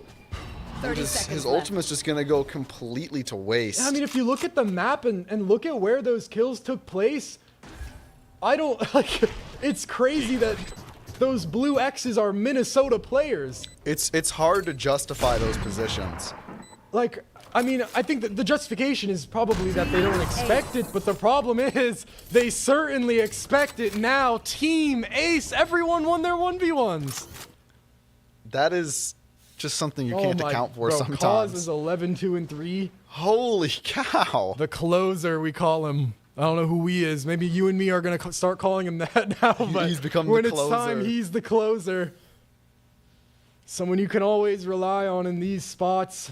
Ginsburg is certainly a valiant effort. So strong from him this game. He's definitely, in my opinion, been the standout player of this Minnesota squad, but much more is still on his plate. Shambo just gets scouted, and that's minus 300 credits right there. 3 shots out of the head. Comboed with the Nightfall. That could just be a free kill. Oh, Sammy's running for their life. Instead, Master just chooses to take the space. Probably a better idea. Cause gets one on the flank. Up to 12 now, and the rest of the Golden Gophers have to back off for the time being. And as the plant comes through, the Golden Gophers are in a very rough retake. They're just going to funnel through mid here. Master hears everything. He hears it, and he's ready, though. Not actually quite. Henry takes him down, and now space given. Skelesis through the blind. What are you talking about? Skelesis and Prestige don't budge. Both of them were blinded. That's crazy. Both the blind players just lock it down, and when you're getting that kind of performance out of literally anyone on the team, or literally everyone on the team, all stepping up when it's needed, Minnesota gotta be feeling the pressure, definitely in the worst spot they've found themselves all series here. They are feeling the pressure. I saw an Odin coming out, but it seems like they didn't opt for it. But when you're considering like what's like a cheese strategy, that's when you know you're kind of getting close to the end here. When the game plan's not working, that's never a good sign. And Prestige just sees everything, and Sammy still wants to fight it. Ginsburg actually good for one, though. Finally, the mid battle goes their way, but there's one more to deal with. And they deal with them. Master taken down. Ultimate, I guess, could come out. Is kind of... Whoa. The smallest hole in the smoke is all Prestige needs. Hold on, though. I mean, 2v4, but still. It is on the Nightfall is up. Spike has been taken. They don't know where Prestige is. Cause is ready. A really nice position taken from. He's walked up pretty deep onto this A site. Prestige has a window to work with. Yeah, and Cause is in such a tricky spot. And if they get that Viper's Pit down, it could be a very savable round. It's a very winnable round still for Boise State. I mean, the only problem is I think they're waiting for the Viper's wall to come back up so Prestige can cross here. But once that happens, it'll be I mean, Minnesota is respecting them so much. They're giving them the site, letting them plant. And I mean, if this Viper's Pit is good, this could be a big mistake. Cause is hunting too. Instead, the Paranoias are traded, and around the back, Sammy is the one to deliver. Instead, 3 now for Minnesota. So patient. Sammy just waiting there, waiting for his turn. Paranoia comes out, and he immediately jumps on it. Just taking out both players so fast. And still a solid look from Minnesota, because they were giving a lot of respect, but it didn't look like it was out of like fear. It was just out of this is the right play. And I mean, if you're making those kind of plays consistently, those will win you the round a lot. I mean, we've seen 2v3s, 2v4s quickly go off the rails, especially, I mean, even without a Viper's Pit on the table. Yeah, just when you're in those favorable positions, you literally just play the textbook and you win the round. 4 ultimates on the board for Minnesota. Commanding lead so far, only matched by the Viper's Pit. We have been talking about it. Hasn't really been a super big factor so far this series, but it always has the potential to make things a little crazy. And speaking of crazy, this play is... Oh, what? Through the... What? Through the Daimo smoke? was just... Did he have an angle, or did he just... No, he just guessed where the shot came from, I think. I guess we're hitting those now, Daimo. Rest of the team now, a window to work with. Mid has to be watched. Bring them down. And that gives a lot of space elsewhere for the team to creep in, but the gate crash. It's been watched. Sammy now taken down. Ginsburg blinded up. The Skelesis, no, he does, and adjusts. But the trade is there. Some late mid. The slide pays off in the wrong way. Cause takes him down, and the spray almost onto Some. But do they expect Shambo backside? Prestige has to win this 1v2. Shorty in hand. He knows of it. Goal, but he was like half ready, but not really ready. Some takes him down. And now we go into the last round of the half. The Broncos win this one. It's a very strong look. It's just interesting though, like all these games, they go so one-sided at first, and then they kind of get brought back to like, I mean, just 2 rounds ago, it was 7-2, like potentially 10-2 on the board. And now this is a very normal, reasonable game here from Minnesota. Yeah, that is something to note, is just how kind of flip-floppy the rounds feel at times. That's an interesting move. Again, the Nightfall just used so early, they don't have to push anything off that. And instead they just wait, and Shambo delivers himself into Prestige.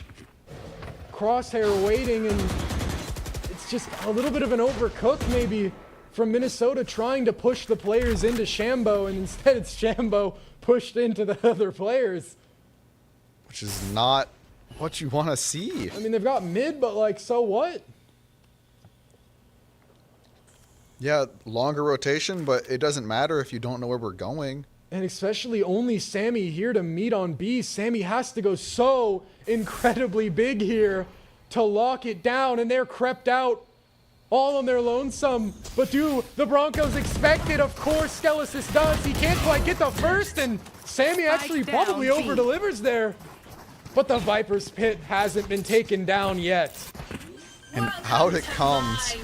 Cause clouding up all of the site. Prowlers are coming through trying to find where he might be playing. But this is going to be so difficult. Double Viper's Pit. Both sides have used it. Some really good snakebite forces Cause out, but that's not what they want. He finds Henry back, turn, and finds another.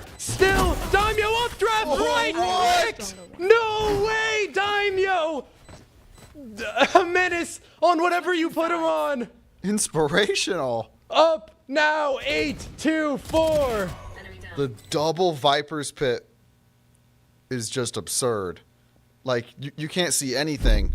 There's a Venn diagram of where you can't stand, and then Kaz gets forced out, but it like you said, it was a good thing that he got forced out. He found a play off of it. Yeah, I mean, he would. I'm 100% sure he would have gotten that pick onto some as well, even if Daimo didn't get that. So he got forced out into making the correct play. So a little unlucky, I guess, for the Golden Gophers. But Boise State, this is the highest half we've seen so far, right? Yeah, this is the highest half we've seen.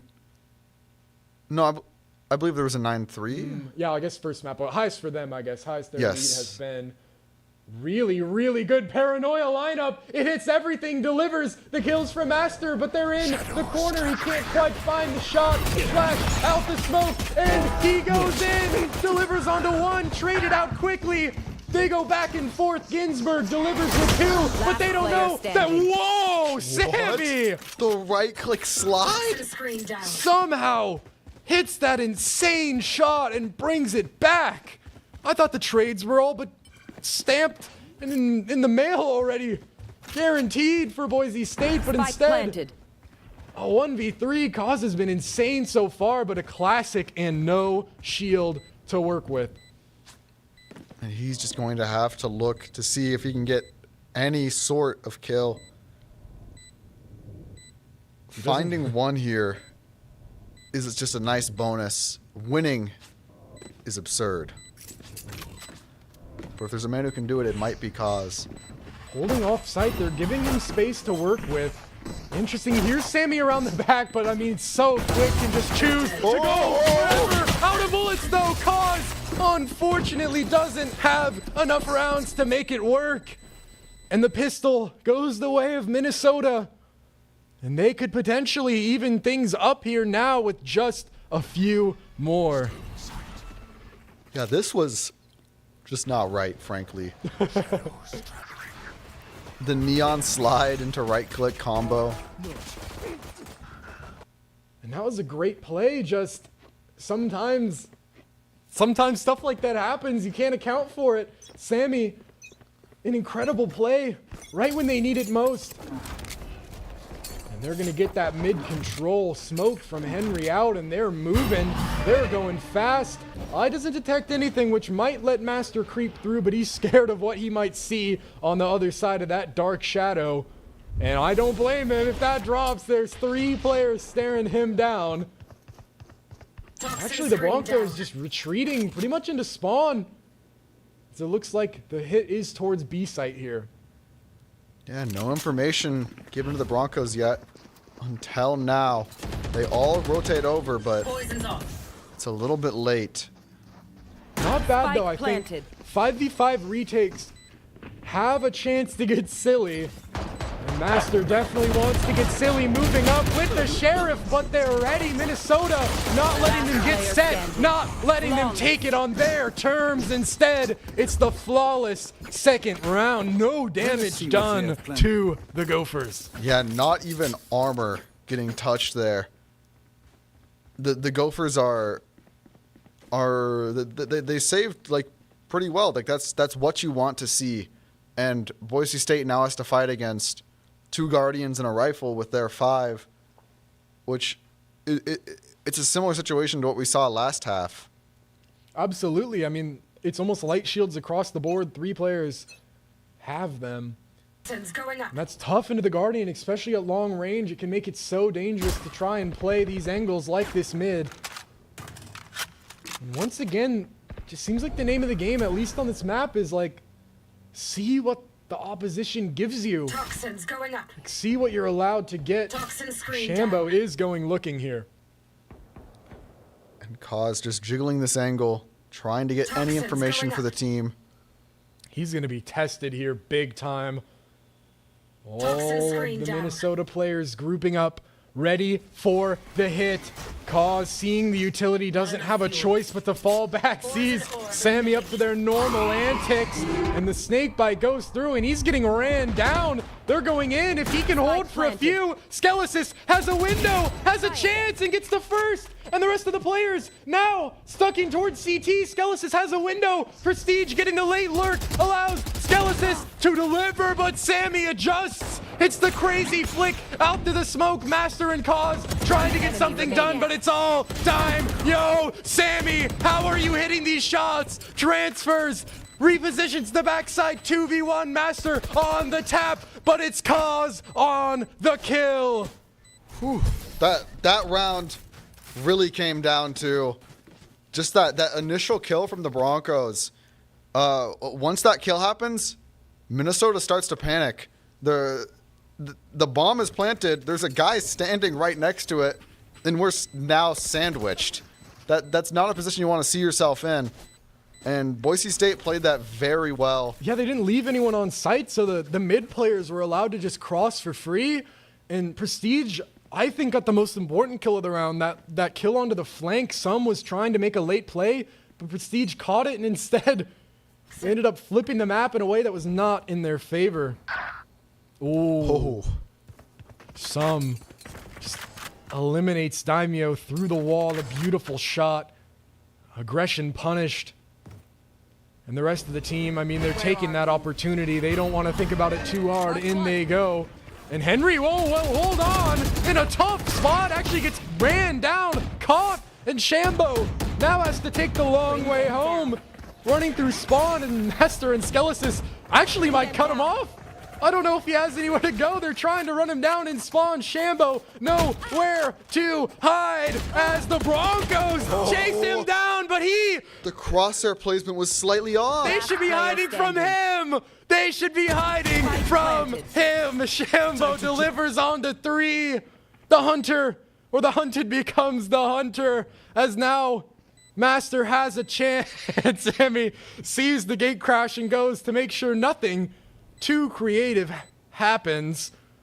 And Master has a chance. He's going to get ones here. Oh, hits the TP, and Sammy noted it earlier. Now only 2 rounds difference here. It is coming down to the wire, it seems. Minnesota has 2 very strong ultimates on their side. Because the Neon ultimate on its own, the overclock, it's already hard enough to fight, but if you get hit by a Nightfall, you're literally just one shot to it.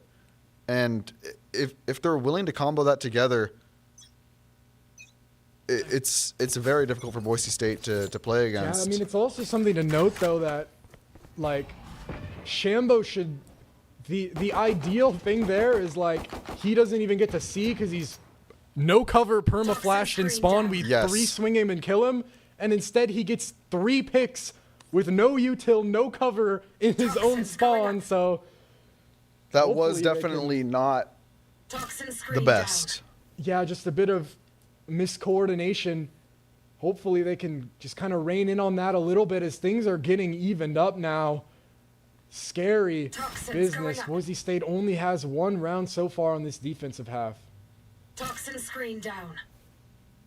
Cause just sitting here waiting to see if any utilities hit, and it's so fast. And he's in the orb. Sammy sees him, though. Sammy sees everything. Cause has no chance. The orb was supposed to be on his side, but instead it's working for the opposition. Master, though, a rifle, and a chance. Gets the first and repositions. A smart play. Minnesota are affording him the respect he deserves, not peeking it, and he's committed a dimensional drift. They want to win this round. He doesn't see anything quite yet. Instead spots 3 towards mid, but Some gets the kill. Shambo popped out. Master, insane headshot, gets that. Swinging back, 24 HP. Prestige TP's out, but Daimo, classic, takes it down. 1v2, time is ticking. Some, can he deliver? But it's all Master. And Danny, does he have the time? Does he have the time? Does he have it? I don't think so. Oh. 0.21 seconds. Master can't get it, and that's a heartbreaker for Boise State. That was such... I mean, that was such a close round. Master opening up that round, getting 4. And it just is barely not enough. Man, we talked about the margin of error. It's so little. Oh, I mean, I know what it is. It's 0.24 seconds. Because now Dimensional Drift is used and you have money, but that was a round you really wanted to commit to win. But the Broncos, they know it's no use dwelling on the past. Instead, they're focused on this round. There's a little bit of a change in the setup. Looks like it's coming through with instead it's Master playing towards A, holding strong towards some. It's going to be a dry peek 1v1 here, and we'll see who can deliver. Instead, it looks like Master waits a second too long, and Daimo gets his retribution onto Shambo. Takes him down. It's still 2 players strong towards this A site. The push is going to come through. His Prestige ready. The timing, so unfortunate, but he gets a second chance, and he gets to run out. Master tagged up by the Nightfall. Paranoia not quite there in time to save Master. He gets ran down by some. Snakebite buys time for the plant. It's Prestige. And it's Skelesis. What can you do? The answer is nothing. It's instead on a Daimo and Cause, and they deliver. They stand strong. The second wave, the cavalry arrived. Able to just spray through the smoke and win the round. And that's a timeout coming in from Minnesota. A round that looked like they should have won. At this moment, if you pause right here, I would never say that Boise State win that round, but instead Cause through the smoke, and I think they might have caught Minnesota with their hand in the cookie jar. They didn't even plant that round. Yeah, it really wasn't a necessary thing to send 4 people back and try and fight.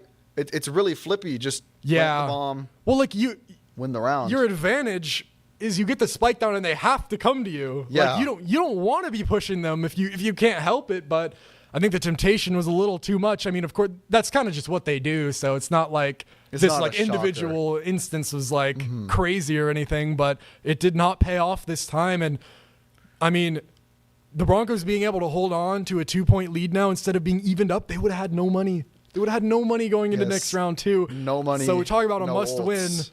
That was the round. That was a round. And of course, who else? Who else are the 2 people alive at the end but Cause and Daimo? Yes, they're just, I feel like we see them a lot. They're at the top of the scoreboard as well. It's wicked. And now it's Minnesota who's feeling a bit poor here. They wouldn't like that. I mean, the momentum's completely changed in my opinion. Yeah, they wouldn't be this poor unless if Master killed all 4 of them. So even though the round wasn't won, it still had a lot of impact. And Daimo's back on his spot in A, and he's gonna be tested, but he's crept through, and Master just takes the fight. I mean, you're just supposed to bait for your teammate, but I guess you can just take them all if you want to. Skies. Oh no, Master. I said Skies. So used to seeing him on the jet. Instead, Daimo the one to fight it, and Prestige. That's a full house. That's insane. Yeah, full house. Master just stands in the middle. He pulled a Shambo. He just stood no cover and told them, "Peek me if you dare." And what's crazy is every time we get Corrode, I feel like there's a round where it's just Master sitting on A main and killing 4 people. He does it every game at least true. once. I feel like I've seen that at least a couple times. I don't know how he knows what he knows, but he does it literally every time. He's bound to get his one for sure. I mean, we have a reel of that exact clip. I remember that. So you're right. He has done it multiple times. And that is another incredible round to get now. Only 2 more needed for the win. Util coming through, and that's mid given over. But it is Prestige and Master. We know what they can do on this A side if they can just have lightning strike twice. Here. For another full house, it would be much appreciated. Some, the one to test their hold, standing tall. Master and Prestige. Master gets it and his ult off. So good. He's got himself out of the pickle and more gets the information, but Sammy trades onto Daimo. A very important kill. Master pinging, trying to get a different angle. Pops out, but Sammy is too elusive. And they still have to worry about Shambo mid. Does Skelesis get it? No! Shambo wins the fight, and now that might have been the momentum shifter, at least for this round. Yeah, 1 HP. But they're not planning. They want... Okay. Okay. Planning now.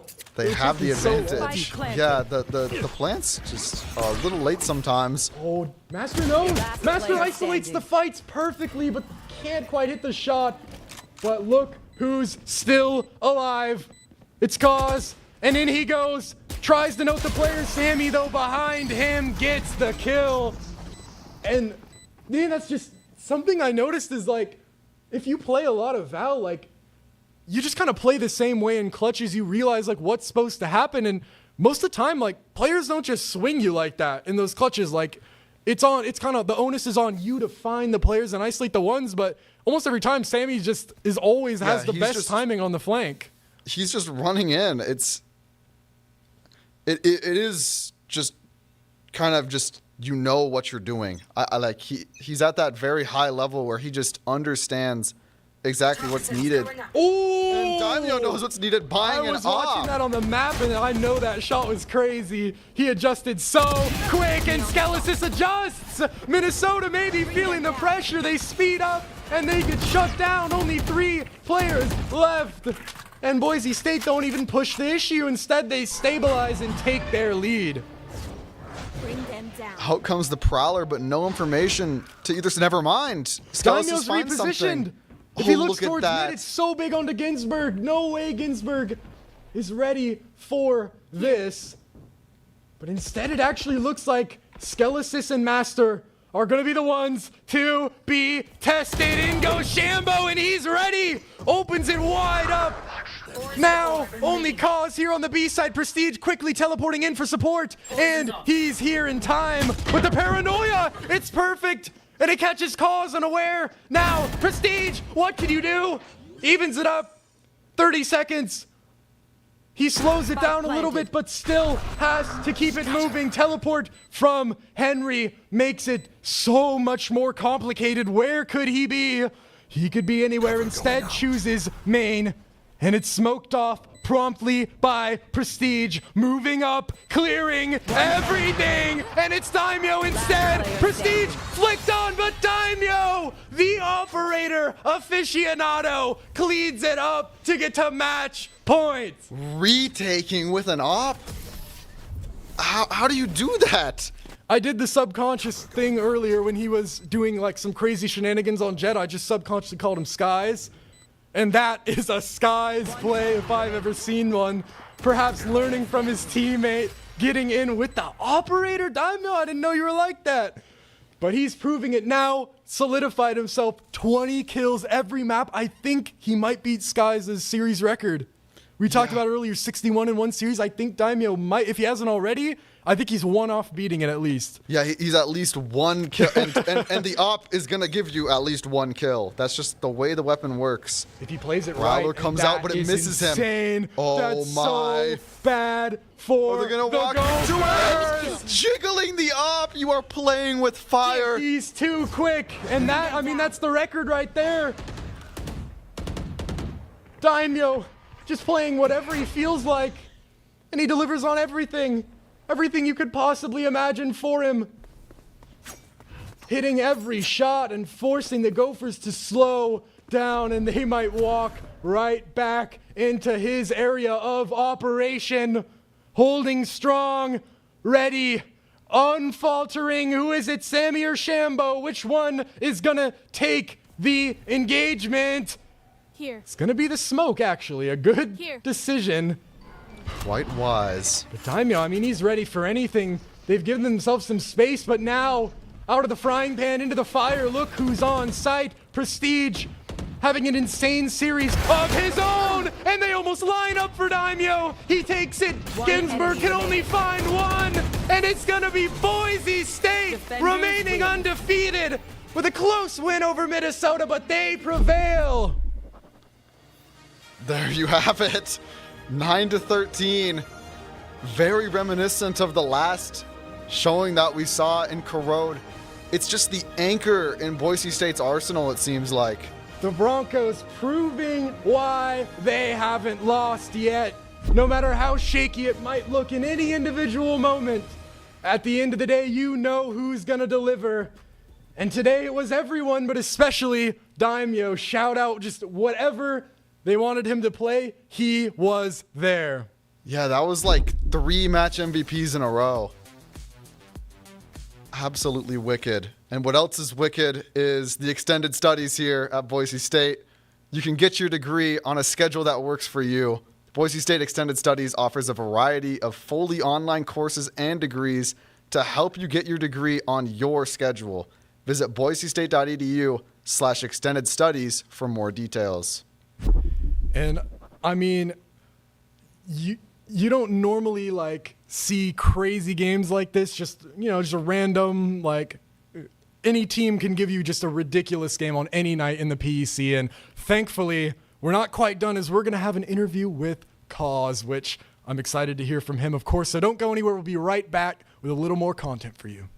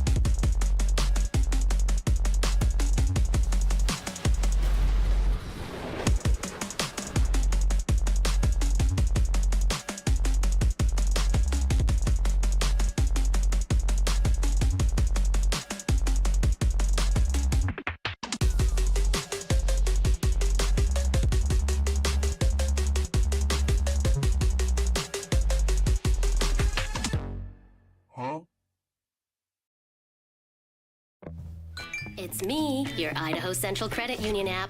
Rough morning. Is that a mobile deposit? I got this. Beat it, Charlie. We're making money moves here. Cha-ching. And done. Charlie, come on, outside. Sorry about the mess. I'd help if I had hands. The closest Idaho Central Credit Union branch is in your pocket. Let me show you what I got.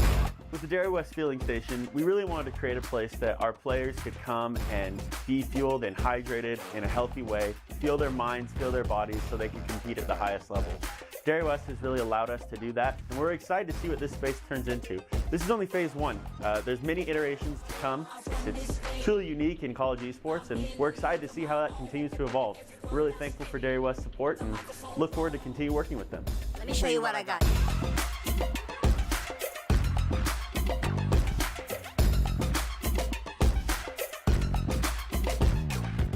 Scott Matlock, underrated recruit, has built himself into one of the best defensive players in the Mountain West. What would you do if you couldn't fail? Would you see every setback as a catalyst to keep going? This is the innovator's mindset, because innovation demands daring.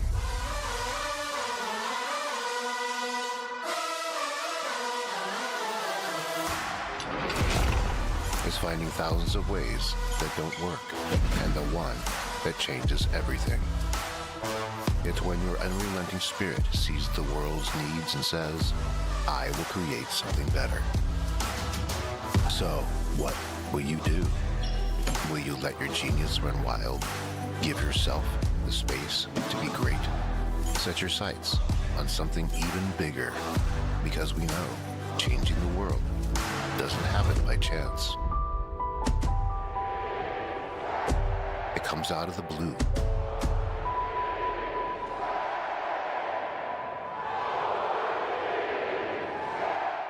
My friends know me as Derek, but I'm also Master Sergeant Raxter.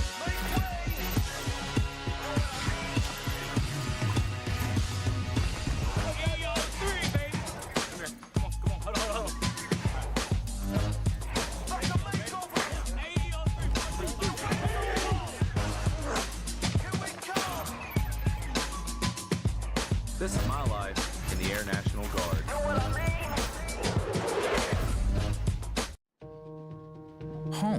is where you hang your hat. Snuggle up. Hide out.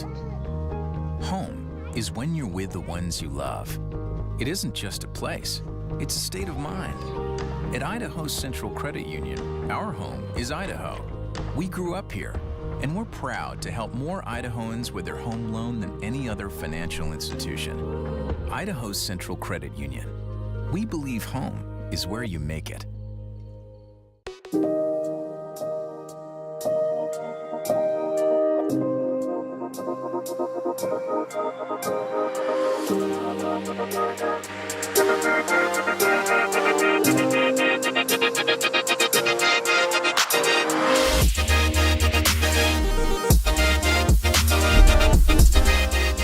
Hello and welcome back to the Boise State Esports studio, where luckily we have a chance to talk with Cause after that great victory that we just witnessed. Of course, Boise State now remaining undefeated in the PEC as they take the win 2-1 versus Minnesota. And I mean, I feel like I have like a lot of questions, but I guess just first, like, we were kind of, our narrative was like, oh, this could be a trap game, this could be dangerous.